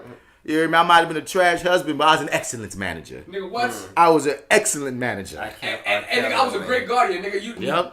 I knew R.Kelly was a predator, and he never got around 4 girls, and I could see him salivating off of all 4 of them. We got light, dark. I really want to work with Destiny Child. Can I work with Destiny Child? Come on, Destiny Child. Send Beyonce to the studio. Boy, murdered. Murdered. You know, say, boy, you don't give a fuck from around here from Texas, boy. Aaron Magruder just had an interview where he brought up the R.Kelly episode to him. Yeah, and he was, Aaron Ben gave a game. I mean, he been woke on it. He was like basically saying people finally catching up. But the thing that made me feel good is they asked him, what about when you bringing back Boondocks? Reboot, yeah. He said it's close. Hey, dog. Oh. Come on, dog. That's going to be interesting how he dances. You're like an avatar. How he dances in today's climate. In a time when the world needed you, you disappeared. He gonna twerk that shit. I want to see. Because a lot of old Boondock shit will be seen as problematic now. Really? Like which ones you think? I mean, certain all things. That show was Riley's whole character. That's the basis of my character. That's what I'm saying. Like, I got you, that's dog. the genius of the comedy of it. Yeah. I got you. This nigga was like really tripping. I got you, son. That's why even niggas. I got you. I don't fuck with that term, by the way. I do not. We're gonna get into that next. The snowflake shit. I don't fuck with that term. I feel like even feminists back then, even women that were part of the Me Too movement, was watching that shit. Was like, no, that shit was hilarious. Like, they might have been, son. They might have been simple. When I'm saying is certain things. They missed the point. Hey, I'm just saying certain things. I'm just trying to think of the certain things. Like, just give me something. I'm gonna Google it. I can almost guarantee you there's gonna be a thick piece about like I'm just trying to figure, dog, because like I think they were all so like dog. They talked about real shit. All of it, dog. Every time, and even when he was like that's getting all that, dog. It was expressed like this nigga has real homophobia issues of things you don't understand. Even the episode where he's dressing in a quote unquote gay in the Thug and Love episode, the second one. Yeah. But you also got to take in some people don't take that as a satire. They take that in as, yes, I feel too, Riley. Yeah, Riley, you my little nigga. Yeah, that's how I feel too, Riley. Yeah, but dog, you can do that with anything, son. Yeah, don't do that. Don't do that. No. You can watch military movies like, no, you doing whataboutism to me, son. No, don't do that. Don't be like you know how much of a stretch you're making when you say you can do that with anything. You can use that in almost any and every single argument, and that will take away all of the merit. You want to say that, but dog, you want to say that? I can say that same argument for like Top Gun. I can say that same argument for like Lion King. And who's to say you're wrong? But no, that for it can apply to any fucking movie then. I ain't say it can apply. We're talking currently about Boondocks and the fact that actually, do you have a bunch of people talking about Lion King and Top Gun and then using it to do homophobic shit or say homophobic shit? No, but in Boondocks, some people take Riley's character seriously. So when you go with, so when you go, Coop right here. So when you go with Top Gun and Lion King, tell me how. Tell me a group of people, it's not the same effect. That's what I'm saying. Don't reach on me, son. Specifically here, those niggas are they're more than you realize is all I'm saying. But for those niggas, they missed the mark. They do, but that's a thing, dog. But the thing is, you don't stop the joke because they missed the mark. I ain't saying stop the joke because they missed the mark. What I'm saying is Boondocks did not. We loved it, but everybody didn't love it. It ruffled some feathers. And right now, niggas got a lot of feathers. You know what I'm saying? I can only imagine if he came as raw as he gonna still ruffle some feathers, and I'm very curious to see which feathers he's gonna ruffle. That's all I'm saying. I feel you on that. That is all I'm saying. Maybe the Boondocks might have ruffled some feathers. I will grant that, but I'm just saying art should ruffle feathers, and it will at some point if you're really deep into it. I don't think they meant to, but I mean, Oh, they definitely meant to. It's just bound to happen, though. You know what I mean? Like, yeah, it's 100% just meant to. Yeah, everything about Magruder is to ruffle the feathers. I'm just But the saying. thing is, I with think he's ruffling the right feathers. I'm just curious as to what's the right feathers right now. I just want to see. You know, Yeah, I'm just curious I wanna because see too. when you talk about like it's like when Spike come out, you know Spike gonna piss somebody off. Yeah, There's he certain gonna touch people the nerve. that I always want to see who nerve you about to touch this time. Yeah. And Boondocks was a nerve touching ass cartoon. We was some woke little kids that liked it, got the humor, got the satire, boom, boom, boom, boom. But there's some shit in there that some people took not as satire that to this day that they ride with, and I'm curious to see what he gonna talk about, what he gonna get into, what he gonna be writing about. I think that's gonna be very interesting. I think he gonna get in the ass. And has he grown? For all we know, what if he How did he evolve? What if it flops? What if he say some shit that like is really fucked up and it really hurts like the trans community or something? Where would that go? It's all kind of what ifs that's surrounded by around today's some. time it is. It's today's time. That's what I'm saying. So it's just But I'm curious. the thing is, I'm so the curious. Thing is, if he doesn't go for the bow, then it ain't the Boondocks. It's everything about the Boondocks from 1, 2, and 3. Not season 4. I don't really fuck with that. Yeah, I don't really like season 4 much either. But for 1, 2, and 3 was harder in your face, dog. Yeah, it was in like, your face. For like sure. this is raw. We're gonna have this from episode 1. We're gonna have this fucking black dude treat niggas like cold black. There's hungry niggas at the door. You know what I'm saying? We gonna. That's how you can't help from. If you gonna start it off like that, dog, and have characters like that, you can't help but to keep that path. I just want to know, see. like, Take it to the next level. Of that shit. how close are we? Like, are we months close or are we like a year close? I don't know, though, because That animation, was a fucked up because they always took like 3 years in between the animated, and we didn't even know it was coming at. We didn't know it was coming at all. You know what I'm saying? Because it was over at 4. He didn't even have anything to do with the 4th season. You know what I'm saying? So it was just, it's just one of those things where it's interesting Aaron. that he called this because exactly how that show played out is exactly how people was reacting. It's almost like if you put some of those scenes from that documentary of people jumping for R.Kelly and you look at that Boondocks episode, it's like, yo, Well, just because you when R.Kelly went to court, I think that that was was easy exactly to call, how it though, looked out when he went to court. it was, son, and just even of today, But it's a reminder of like, it's like, dog, damn, Boondocks they still got it doing right it, so much, bruh, yeah, and we still like and we still defending. It's crazy, but But that's another thing too, because that was brought about Dave Chappelle with his skit, with the R.Kelly Piss on You skit, and how the satire about that was that, you know what I'm saying, like, it was really just making, put R.Kelly out there. And that's all, but some people took offense to that. I some remember people that too. did take offense to it, dog, because they thought he was making light of a very serious subject. But then they missed this point. But hey, artists Intent versus impact. We just talked about this. Yeah. You can intend one thing, but you can't control how it impacts others. Yeah. So Personally, like, I picked up on the fact that he was just putting it out there like, y'all, R. Kelly is pissing on people. So the one he had when he was like, for me to identify, it was like a cold one. He was like he was identifying different people that did different things. And he was like, if you had to identify R. Kelly, who it had to be? He's like, number one, the girl he's pissing on had to show 2 forms of identification. His grandma had to be there to identify him. And then all his clothes at home, it was a funny thing they made it about. But it was the genius of it was like, dog, y'all need all this to convict this man when it could be clear as the tape right there. But once again, sometimes when people are laughing, they're not thinking. Yes. And that's the funny thing about comedy though. That's just that's the that's best part true. about comedy. and I feel like the best comedy is when it lands the way it should. Because like for instance, And I feel like it did. But it can't land that with everybody. I mean, not everybody, but it's just that one could be taken apart way easier than you could take apart his the one when he was the Black Klansman. That one was like unless you're a racist, because even white people laugh. You know what I mean? That was one of those ones where that was almost like perfection as far as one of his best ever. You know what I mean? The P on You was one of That his was the first episode. boom, but like the P on You is one of his best ever too. I mean, but when I I'm saying think it was popular because of R. Kelly, but like the skit, like the skit itself was just it wasn't that big. Like it wasn't.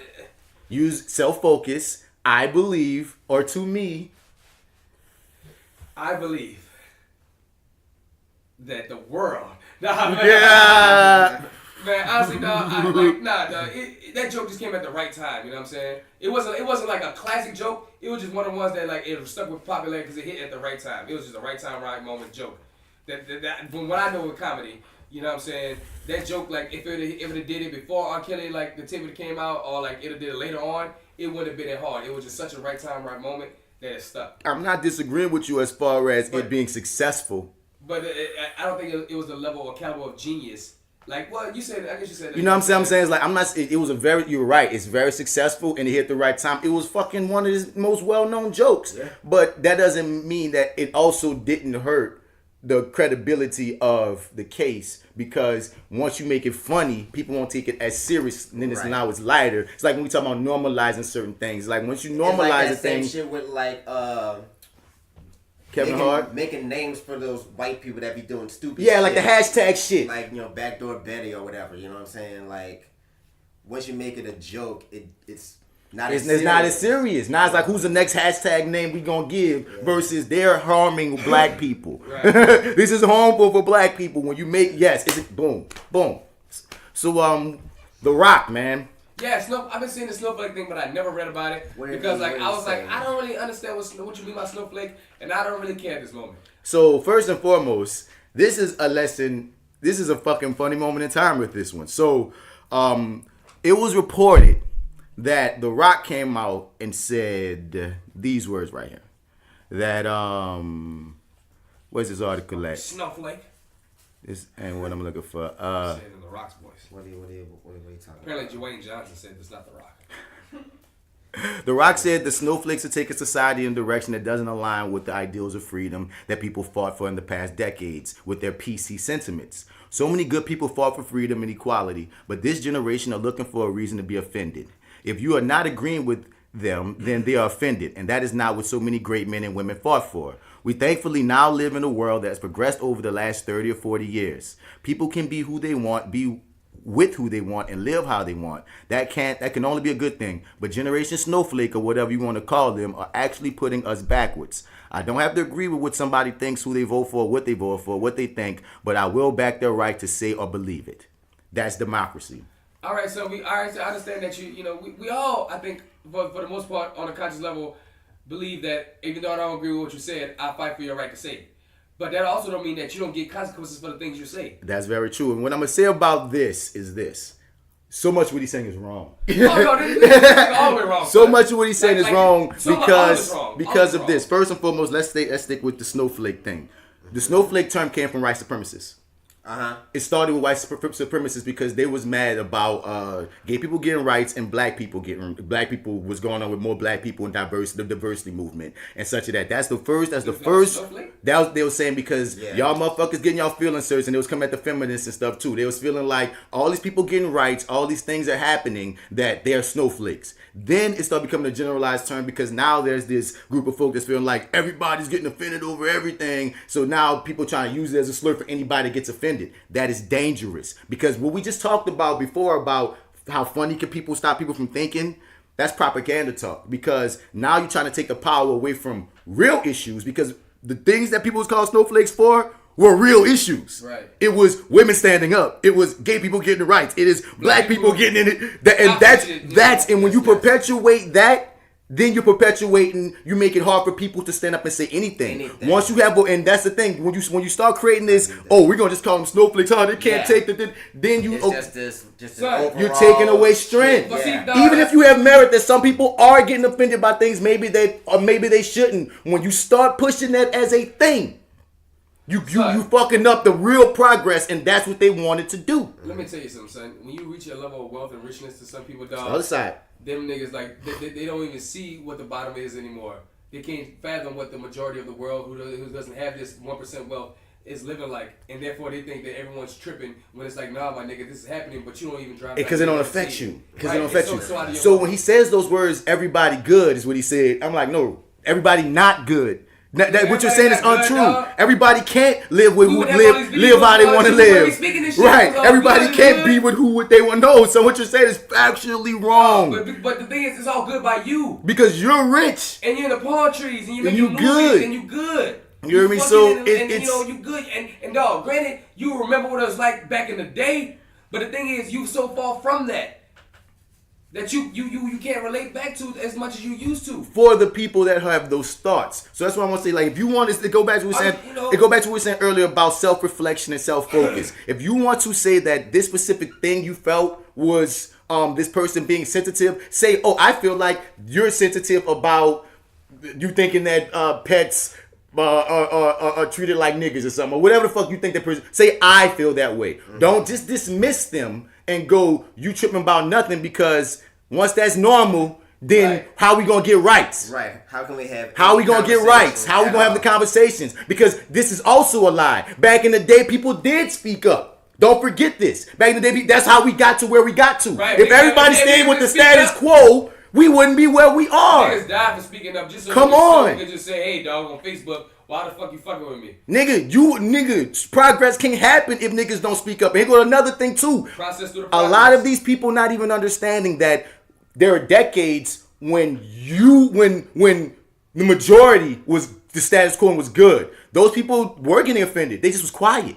They couldn't speak. Do nothing about it. They couldn't do nothing about it. A lot of y'all are getting uncomfortable because voices that never got attention is now getting attention, and that's making you uncomfortable because it's not your norm. But that does not mean that these people do not deserve a voice. And that, you know what I mean? Sometimes we're going to go through growing pains to get to a balance, but I'm not going to say shut motherfuckers up because they could have they told us that and we died. Bro, I remember straight up, dog, growing up, my people telling me, dog, watch out for the police, dog, because no matter what you said, dude, they going to get you, dog. Like you don't have no voice against the police. And now I feel like in today's time, back then from growing up, I have a little bit more voice than I did back then. Yeah. Because back then, my grandparents and them not saying the same talk they said. Right. Because they see things are changing, you know what I'm saying? But it has to change by someone causing some ruckus. Just like how I remember my grandpa one time said, like, how so much shit he used to have to take back in the day of what white folks used to say. He said, boy, them young folks ain't taking that shit now. Yeah. That pie on your ass, you say some dumb shit. And I'm like, boy, but hey, he's so happy to see that. Like, I remember I had to shut my mouth when niggas used to talk to me dirty. He also negating the people in his generation that made it possible for us to even get to that. There was every generation always got somebody saying something. It's just about when they could get enough people behind them to get enough light on them for people to actually start listening. You know what I mean? So if we keep this thought up, don't say nothing if you offended about something like damn nigga, then we won't know what's out there. Also get out this thought of everything's all good. It's not. It's not, dog. And it's never been all good. It No. never was all good. It just was never ever gonna good be all for the good, people son. with privilege. That's who it's always good for. If you have privilege, you tripping. But that's when it's affecting you. It's like, oh no, now these trans people I'm are sorry, talking. Dwayne Johnson, dog, oh no, but you have surpassed blackness in a level. You know what I'm saying? Like, oh no. Okay, let me stop you right here. Now here's the beautiful part about this. That was a fake article. The Rock came back out. You son of a bitch. The interview never took place. Never happened. Never said any of those words. Completely untrue. 100% fabricated. I think he has a video. There we go. Rock, tell it to us. I was like, oh my God. I can't believe I have to do this again and set the record straight on something, but I'm happy to do it. Earlier today online, an interview dropped with me, apparently was with me, where I was insulting and criticizing millennials. The interview never took place, never happened, never said any of those words. Completely untrue, 100% fabricated. I was quite baffled when I woke up this morning. You know, I've gained such a great trust and equity with all you guys all around the world over the years, and you know it's not a real DJ interview if I'm ever insulting a group, a generation, or anyone, because that's not me, and it's not who I am, and it's not what we do. So to the millennials, the interview never happened. To the plurals, the baby boomers, the Snowflake generation, I don't even know where that term came from. The tequila generation, that's a generation I just started. That's a good one. You want to join it? I always encourage empathy, I encourage growth, but most importantly, I encourage everybody to be exactly who they want to be. And we're good. I'm sorry, Dwayne Johnson. You the rock I always knew you'd be. You're my hero. And I'm sorry I ever even came at you like that. My bad, brother. I'm so sorry. I should have known that was a fake article. Why you laugh like that? You sold me, bitch. Your acting skills. I should have read it myself. I know that was fake. But I just want to talk to Dwayne. people that actually believe that, even though I was so glad when The Rock was like, that's bullshit. No, because in my heart I was like, no, it couldn't be The Rock saying this shit. Because I do understand that there are sometimes I'm looking at shit like, dog, why y'all making this a thing? Because that's when you lose credibility. Because that's when you talk about the race card. Sometimes even in black shit, I'm like, black, why you tripped about that right there, black people? Come on, yo, like that wasn't worthy of tripping, because when you need the trip, you boy who cried wolf didn't wasted our fucking our dice roll on that little bullshit. Like they got, so I feel like you should be smart about what you're choosing about making noise for. But I don't want our norm to be don't say what you gotta say or don't speak up if you offended. Because that's our problem in so many ways. Even if you look at being a man, being a boy, motherfuckers don't get taught to like speak about their feelings. Chicks don't get taught to speak up for themselves. It's so much shit that go down to niggas not communicating off their heart that I'm glad that we're at a part in culture where niggas saying they shit. Now, we need to balance that shit out better, but I'm glad at least we're here. I'm so mad that people trying to spark that fake news with the fuck shit. I mean, it's a lot of that. But That's always gonna be that. I pray and I thank you, St. Peter Claver, that Dwayne Johnson, you dig, that he didn't say that. Thank you so much, you dig. 3 Stacks said that Future, you saw the headline? Yeah, and I read the story, so that shit was hilarious. He's the most negative inspirational music. He makes the most negative inspirational music ever. And that's what I've been saying for years. He's crying out for help in a beautiful way. He's actually a genius, yeah. He's a musical genius. But he said, me and my son, we Future fanatics, man. And we listen to it, and I said, man, Future makes the most negative inspirational music ever, 3000 says. Apparently they're dropping a documentary about Future. I didn't know that. Yeah, that's in the story. That's what it's saying. Yep. Titled The Wizard. The documentary is currently available to watch on Apple Music. It's already out. Oh, I'm gonna watch that. Future's life on and off the stage comes to sharp focus in this revealing documentary. An East Atlanta rapper on the 2016 Purple Rain tour, capturing live performances including Gucci flip-flops and mask off, as well as rare downtime, shooting hoops with Young Thug, doting over his kids, so many, and listening to Digital Dash playback in the studio with Drake. Guests like organized, okay, it's exactly whatever. Okay, fine, you know. I just laughed at, I'll check it out. You don't get too many Andre 3 Stacks interviews, so I just laughed at the headline of, so when he's speaking, we hear, it's just funny. And it's cool that he listens to Future to me. I think that's cool. Yeah. Him and Seven Bonds over that. Andre 3000 also said that he's not the best one in Outkast. He said it before. But I mean, would you not say that? It's me and my nigga. Preference. I would you mean specifically as a person? Yeah, because it would be fucked up to say that it's a 2-man group. Yeah, no, it's not even a topic of convo. You know what I mean? Like, since there were 2 different styles of rappers too. I'm just saying, even if it is PR, like, out of just having class, I wouldn't throw my nigga under the bus and say, my nigga went to high school and came up, we dropped out of high school together with? Nigga, we dropped out of high school together with. Man, fuck it, I'm gonna throw that and say, no, gotta spit it out, man. No, I wouldn't say that. I wouldn't do that. Real talk. I carry this group. Right. I'm better than Bob, I'm Big Boy. Ain't nobody coming to see you, Big Boy. Big Boy? Big Boy? Boy? It's Andre 3 Stacks and the boys. And the boy. So who it's is... Andre 3 Stacks and Outkast. And Outkast, you heard me? And there's only one nigga besides him. And an Outkast. And Outkast. And Outkast. Wow. So, and the last thing to start is the apparently former NFL... wait, I'm gonna save this for the sports section. Wait, no. Hold it down. I'll hold that down for the sports section. I got some accidental sports news, bitch. Lil Uzi Vert, talking about he done with music. I think it's a publicity stunt. Yeah, that's a publicity stunt. Man, he's on some kind of depression right now. We need to help the brother. Maybe so, but he gonna be put on the album. It's all just, it's just marketing. I went to a dark place. I had to delete music to come up with new music. There we go. Let's get the Bats Nerd Out moment. Bats Nerd Out moment. Bats Nerd Out.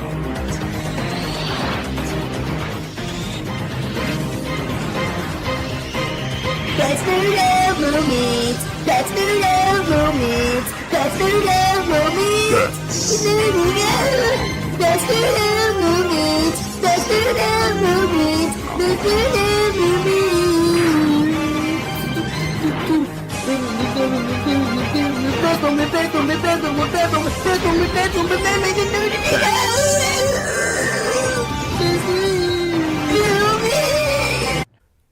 So, Coming to America 2 is confirmed. They have a director. I'm with it. Eddie Murphy said he back.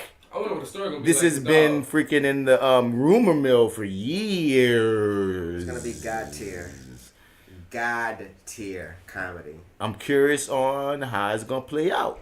Cause it's raining. It could go either way.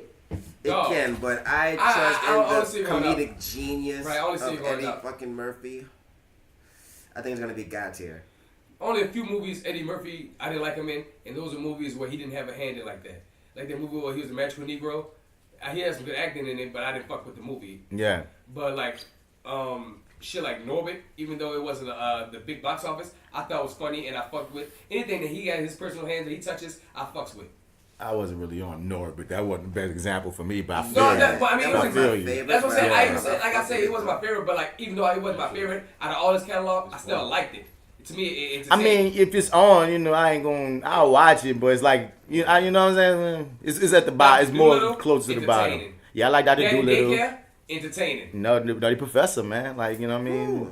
Well, Nutty Professor is on the ground because like we were talking about the top top 5 best Eddie Murphy movies, and Nutty Professor didn't make the list. It didn't. It still was good. No, it's still good, It's but still like what we talking about. it was a hard 6-man. Nutty But I'm Professor saying, was like God. I thought we just been talking about good movies. You brought up Norbit. Norbit don't make the motherfucking list neither. Oh no, nigga, no, hell no, nigga, Norbit don't even see the list. But no, like, is there a list? Is there a list? Right, What is there a list? list? I didn't get invited to the What party. list? Right. Fuck. List. Yeah, man. What list?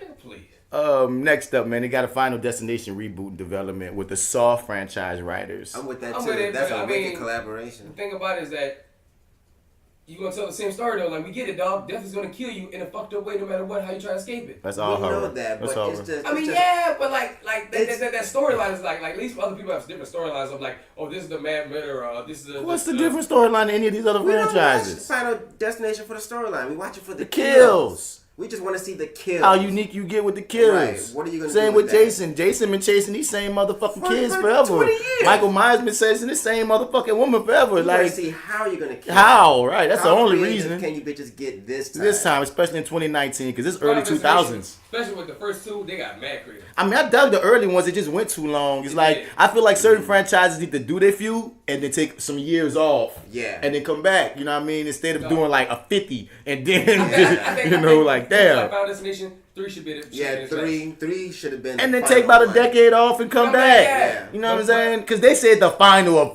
destination, that was the last of all. And that was like number 8. And y'all need to stop doing that shit. Y'all know all these movies. If you make a movie that make at least 3, you're never going to stop making this film. So stop saying the final. Because at some point, someone going to pick it up because it was successful. It was successful at one time. All you need is a group of niggas that death feel like fucking with. Fuck. And then it's like, all right, how these niggas gonna die? No, Death is the Michael Myers / Jason of that franchise. He's just the invisible But slasher. The thing about different other horror stories that I like, the ones that are really good, like Candyman, are like the background stories. Like some of them got really good background that, you know, Final Destination, after having 8 of them, it seemed kind of cliche. Candyman on paper is better than how that whole series wound up being executed when you look at all of them. And you know what series I like? Hellraiser. Never watched them. I seen now one of them, Hellraiser. and I That's heard some that nigga, fucking. Never watched That's them. some mad shit, dude. Yeah, he that nigga. Wishmaster. Is that the one with all the was, sticks that come out of his face? Yeah, Yeah. the pins and shit. Yeah, never watched it. Yes. His name. Wait, his name. That's what born from Sons of Anarchy, huh? I think so. Yeah. Is his name Pinhead? Yes. That's the thing. It's funny. Yeah. It's called Hellraiser. I thought his name was Hellraiser, but his name is Pinhead. Pinhead. Yeah, well, I That see. shit crazy. Wishmaster series was good. Don't know nothing about it. The Leprechaun That series shit was was hilarious. goofy. That Yeah. shit was funny. Yeah, Well, I I see. Maybe the definitely fuck first with it. one had some merit about trying to be Yeah. scary. Once they did Leprechaun in the Hood, Oh, God. I was like, okay, You off the all boat? right, all right, That boy, y'all You on- off the Leprechaun's boat? leading shit. But Oh man. yeah, son. But like certain properties, you know, I'll give them another shot. It depends on how they go. Chucky's, man. I'm tired of that shit. They coming with more. They coming. They have a TV series Yeah. and a movie coming. TV series sucks balls. So we talked about this before. You said Chucky you didn't wasn't like the always my TV series. favorite. Like it was cool, but The first 2. yeah, that's it. The first 2. That's it. That's it. After that, it This just little went sick ass left. little dog that was possessed by a soul. Everything went left to Like me once I started doing after. like the Bride of Chucky, All and that. Fuck all random them. shit, Fuck I was all like, them. oh, Dog, the Christ. first 2 only, son. Yeah. After that, Pop off. Done. I ain't even. I Just like the Godfather. Y'all did good. Take those fucking millions that y'all made from those 2 and be happy. Amazon is reportedly working on a new video game streaming service. Well, Amazon better get their money right because the owner is about to lose half of it. That's crazy. But I mean, what if like what He's the does richest that- man in the world. He's all the way straight. What does that mean Half though? a billion, dog. Like 140 billion. does that mean I could play like Nintendo Switch streaming? The service will be similar to what Microsoft and Google are currently building with Project xCloud and Project Stream. The service looks to eliminate the need for expensive hardware to run graphically taxing games. Instead, like its competitors, the games will be run inside powerful data centers and streaming to various devices, including smartphones, tablets, smart TVs, and more. So they're eliminating the box and they're making it all digital. So are they doing this Oh, for man, like fuck, I want the for box, like though. current games, I need the like box. the PlayStation and Xbox, or is this like original games that they're? Amazon, let's see. Amazon's reportedly started speaking with game publishers in order to distribute various established titles through the service. Not much else is known about the. So it just sounds like there will be another option. It's the same games that will be on PlayStation and Xbox and stuff. But if you don't want to buy a PlayStation and Xbox and such, you play shit through Amazon. You can play the shit through the Amazon app. The Amazon app. It sounds good, but it sounds like it's gonna be a little bit limited to like only certain titles, and I don't want to be limited in that. I mean, we don't know that yet. We don't know if it's gonna be limited Yeah, to like yet. I'm only assuming. Yeah. But I mean, to me, it sounds like a future in the works. Yeah, it seems like It seems like to me, 10 years from now, that box will be obsolete. Yep, that's what you're telling us. They will not have those boxes. They will be the norm.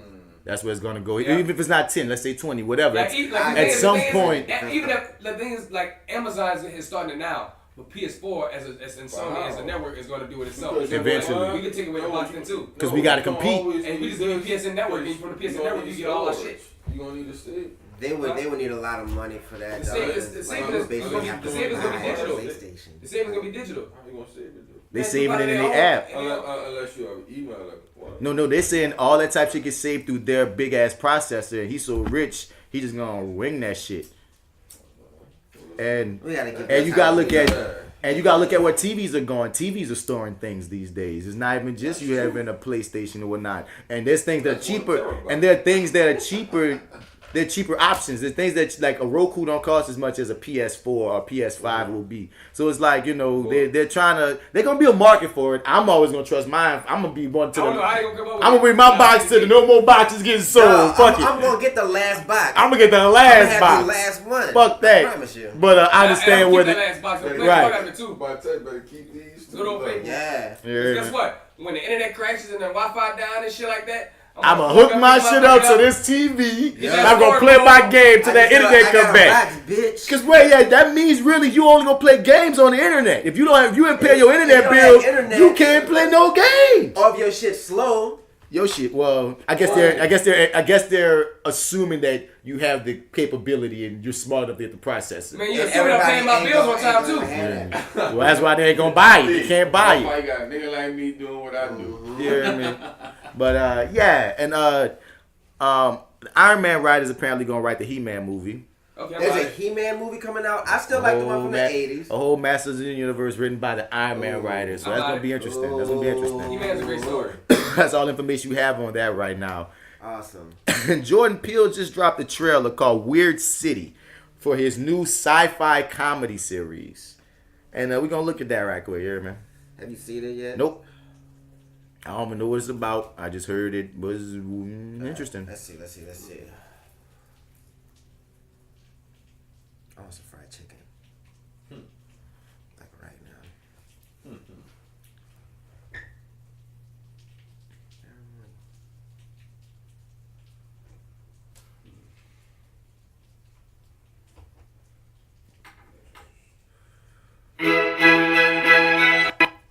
I'm so tired of truffles. Oh, me too. I hear they have great food vehicles below the line, but I'm simply too scared to go down there.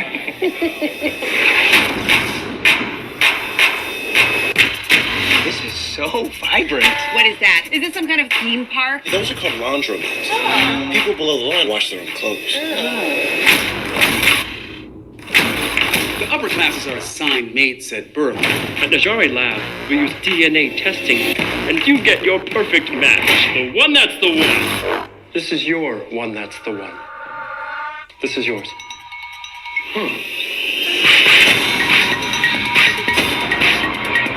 We brought the paperwork you requested. Yay, it feels good to have you inside me. Our society will no longer need physical intimacy at all. Imagine how much more powerful we would be when we don't have to depend on one another. Super weird. That's your opinion. Okay.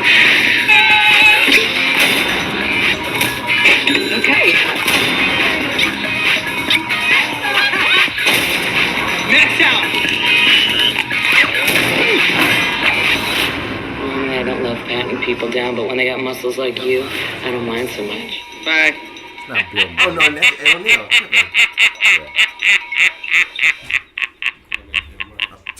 Brain fart. I can't wait. I'm very That's gonna be intrigued. dope. Yeah, that's gonna be He hot shit. is basically making a comedic take on Black Mirror. Dog, that's gonna be dope. That's what that is. Because it's an anthology series. Because I'm looking at this cast like, oh my God, but it's because they're all in different stories. You know what I mean? Yeah. And since it's an anthology, so he's making, and you know, you Black Mirror fan, it's about the horror side of technology. Speaking of which, did you watch Bandersnatch? Yeah, I did watch Bandersnatch. I was trying to get through it last night, but they kept throwing me backwards, and I just kind of was like, oh, I need to go to sleep now. But I'm gonna try to do it again tonight. Yeah, it's we did a review on it on Reviewing That just this past week, and it's what we said in the review. What I said in the review basically about Bandersnatch is it's a very cool concept. I just was not taken in with the story that they chose to do with that concept. Okay. I'm very interested to see future movies of this nature where it's like, you know what I mean, pick your own adventure and shit, because sometimes in Bandersnatch they ain't really give you no choice. It's like if you choose this one, it's the wrong answer, then they make you go back and do something else. Yeah. Or they only give you one choice. I'm like, why'd you even asking me a question if there's only one option right now? It's like I've read books that do that yeah, really well. that's where they got it from. But that's what I'm saying. But the books is easier to do because it's in the book form. But the more that we dissected the film, it's really pretty genius in some ways because there are different storylines like in those books. They just didn't. It just wasn't smooth. It was like fire concept, better execution next time, dog. Like I'm curious to see more. If they did it in a movie form where like people in the theater could like do it and basically the fucking majority wins choice. Yeah. Like that would be kind of. It might be going there. Interesting. If they can, I think they need to perfect it at home first, like they're doing. Course. Yeah, but yeah. if they can get it together, I'll be interested in something like that because that'd be funny. That'd be interesting. But like, yeah, the film itself, because like I said, the story was so boring to me, son. But it had moments of, oh my God, that was interesting. But generally speaking, I would like to see it done. I'm gonna just keep saying I would like to see it done with another story. You know what I'm saying? And that was Bats Nerd Out Moment. You got some sports, Joe? Sports, fuck yeah! Oh man, so we're in the playoffs right now. The Saints are going against the Eagles tomorrow, and a little bit after this, I'm about to watch the Colts go at it. Who just been knocked off recently at the playoffs? Who was it? Oh yeah, the motherfucking the Chicago Bears. Now, can you believe the kicker throughout the whole season missed 11 kicks, and 6 of those kicks he hit the goalpost? Wait, pause. He took 11 kicks? No, he took more than 11. Like saying in a game you gotta kick a lot of field goals, but that nigga missed 11. And 6 of them hit the goalpost. Post.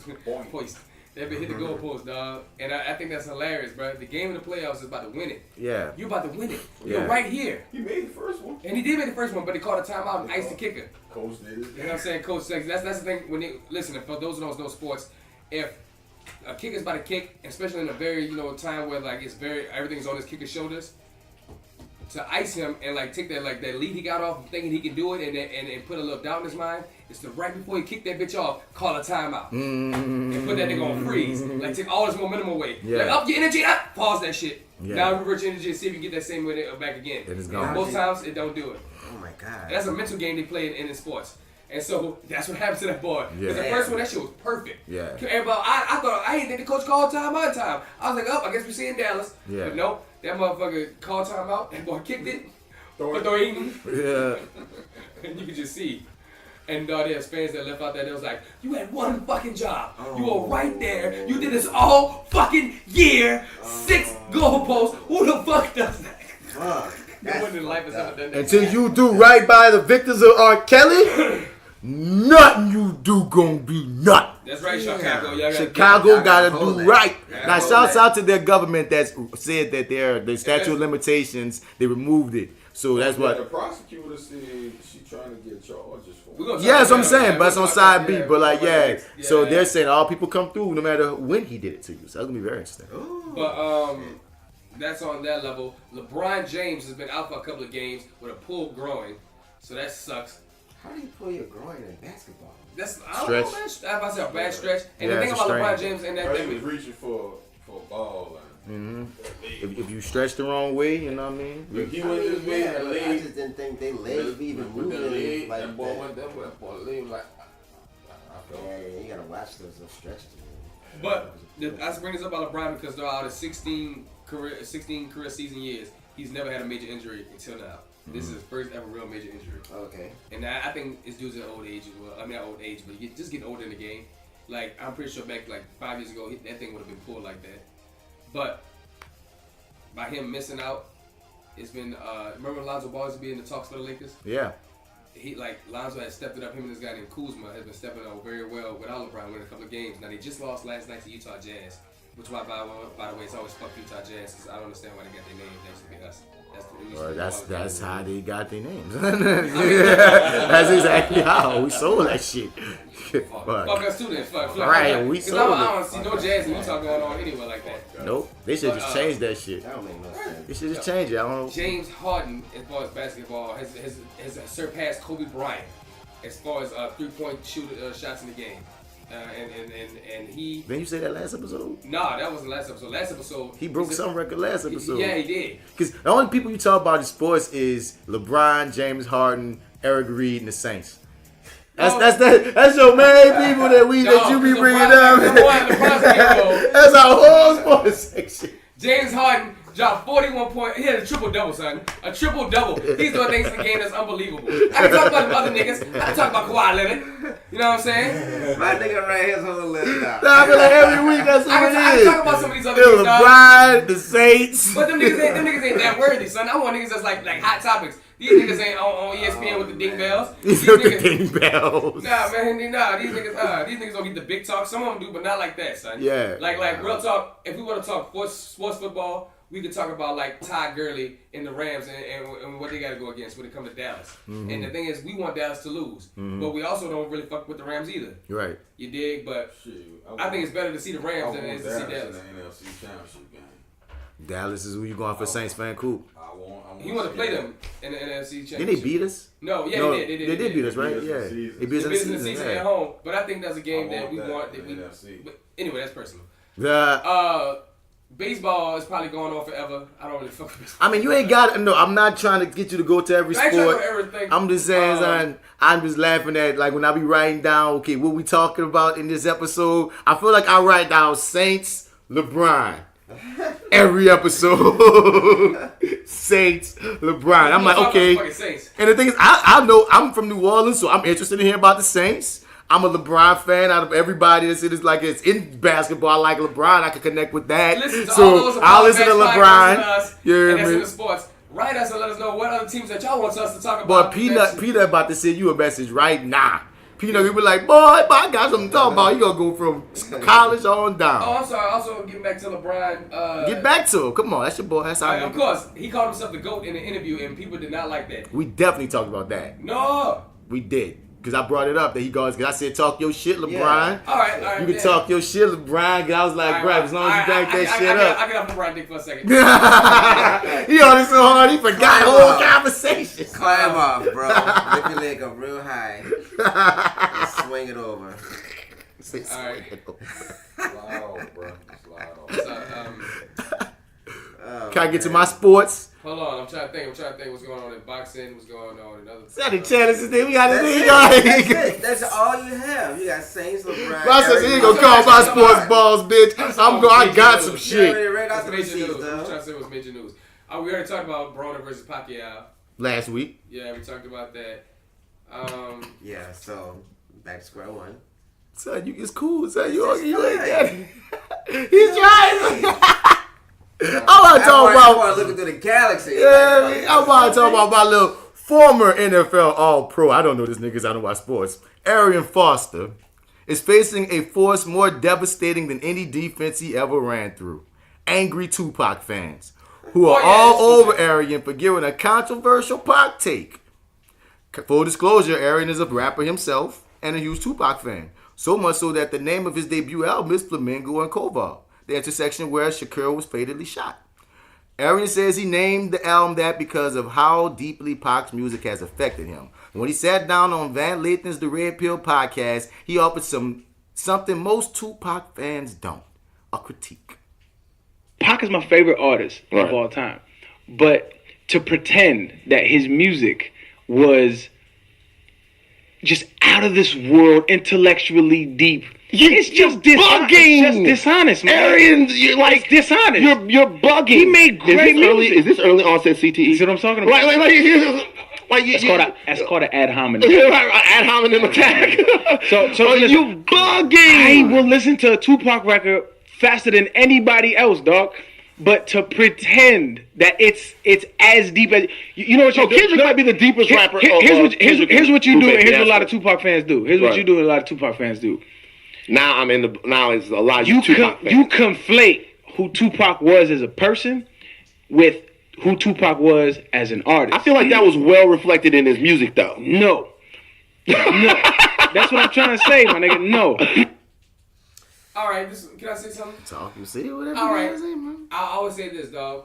Tupac was never the best top spitter as far as lyricism, but he was one of the best picture painters and one of the best poets of rap. And the fact that he touched on a lot of social issues and just in the third definitely spoke to a deeper level. Now, he wasn't speaking about like with metaphors of I think that's the words, because when you say lyricism, some people look at lyricism not necessarily as metaphors and such all the time. You know what I mean? So, but when you talk about, you're exactly right. He wasn't a punchline metaphor person, but like some people feel like was conscious was on your mind, addressing what was need to be said, the deeper issues that was going on in your community.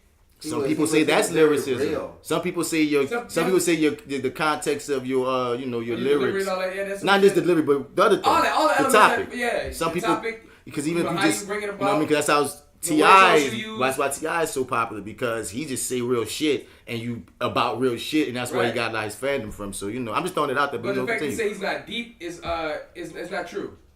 I think he has some music that's not deeper than other songs he has. Or it's not deep at all. But to say his music is not deep and as a completeness, it's not true. I wouldn't say that. And he said his music doesn't reflect who he was as a person fully. That's not true either.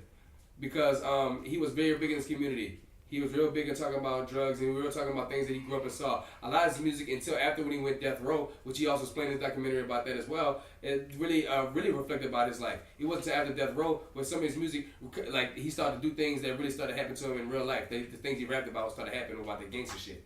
It wasn't too much gangster shit before death row. I'm saying there's a lot of. And death row was one album. What you about to say, D? I think he's kind of right, sorta.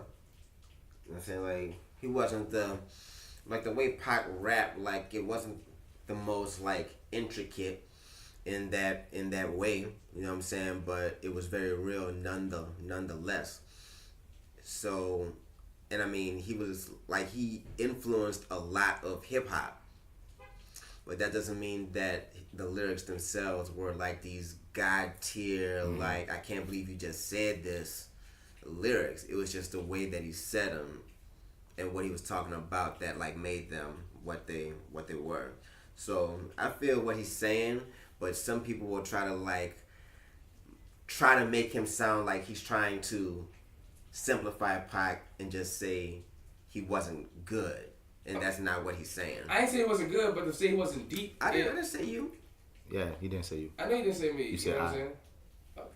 Okay. That's why he said you didn't say you. Not you, bro. To me, deep to certain people, deep is kind of subjective. Mm-hmm. Yes, it is very. And that's why I was gonna go with it. It's like you can say that he didn't have. I'm not you. I'm saying you. He. Aaron can say that he does not have the most intellectual lyrics, but at the same time, someone can also say you're right, but he was still deep. Mm-hmm. You can be deep without metaphors and punchlines. Yes, so like what you just said about, I don't agree with you saying that Tupac wasn't deep. I do agree with you saying that he didn't always have the most complex bars. Right.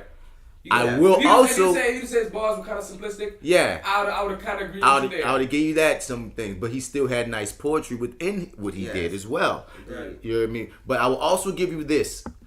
He had so much music that a lot of it is negative, but a lot of it is. He is so positive. You know what I mean? He has so much music to judge that you have a leg to stand on and say, nigga, you wasn't that deep in these songs, nigga. You wasn't Pac the poet, Pac the activist in these songs, nigga. But that is the genius of why people are so taken in by Pac, even on an intrigue level, because of how Gemini the motherfucker was. Yeah, two-sidedness. So, Brenda's got a baby. We also got two of America's Most Wanted. You know? You know what I'm I mean, saying? I think we all got dual sides though, man. We all do. That's human nature. He just was very extreme, and he had a lot of material to show that. Mm-hmm. He just had so much material, son. He did have a lot of material, but I truly believe that he had a lot more material reflecting on a lot more issues than like the shit he had that was a lot of very negative. I think he talked about a lot more negative issues.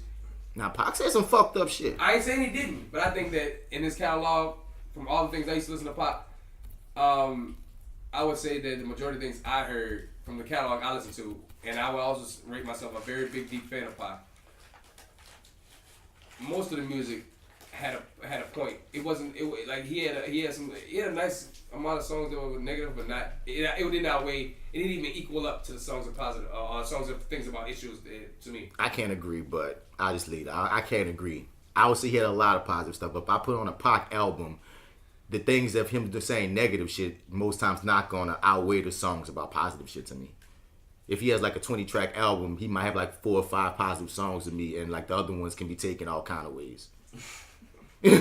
Honestly. And then he has those songs where he does both. Where he has something real positive on the same song because he's saying something fucked up. You be like, damn, I mean, I want to shoot a nigga up, but the law want to save me. I don't want to take the pussy because Brendan going to have a baby. Like, it's going to be, oh, what? Thank you, Pac. Yeah, you talk about being her friend and smacking her. It's crazy. But dog. Had to smack her let her know you more than a bitch and a friend. Dude, it's so much like he's very controversial topic, but I won't say everything got no merit. But I think everything we said touched on it perfectly. So last up is just the question of the day. And we getting about you. And we got that from our girl Rel from the On the Lake podcast, man. She emailed in the reviewing that, and she emailed in on FlyWithBats. Appreciate you, my love. She said, hey brothers, it's that fire coming to the stage with a question for you. It's really 2 questions, but they may intertwine. For each of my brothers in art, take a deep breath. What role, if any, over the course of your career do you regret doing? Why? What role would you love to portray again? Why? Name of show and character, please. Okay, this is a lot going on. And she told me in the text message that she's asking this because Viola Davis has been in the news a few times saying that there's certain roles that she kind of regret doing. You know what I mean? But she kind of did for money or, for whatever purposes. So, she was saying, okay, what role have you regretted, if any, and why? And what one would you love to do again? All right, I ain't never regretted a role. Every role, whether I did it for money or not, and the third, I fucked with it in some kind of way. There's not one role that came across my board that I was like, man, I can't fuck with this at all, but I'm gonna still do it. There's been shows with directors in them I came across that I wouldn't fuck with anymore. You know what I'm saying? And wouldn't do that anymore and regretted working with them. But there hasn't been a role I have particularly that I regretted doing. What role I would love to do again would be so far in the theater realm, I would love to do Corey again in Fences, and I would like to do. I don't know.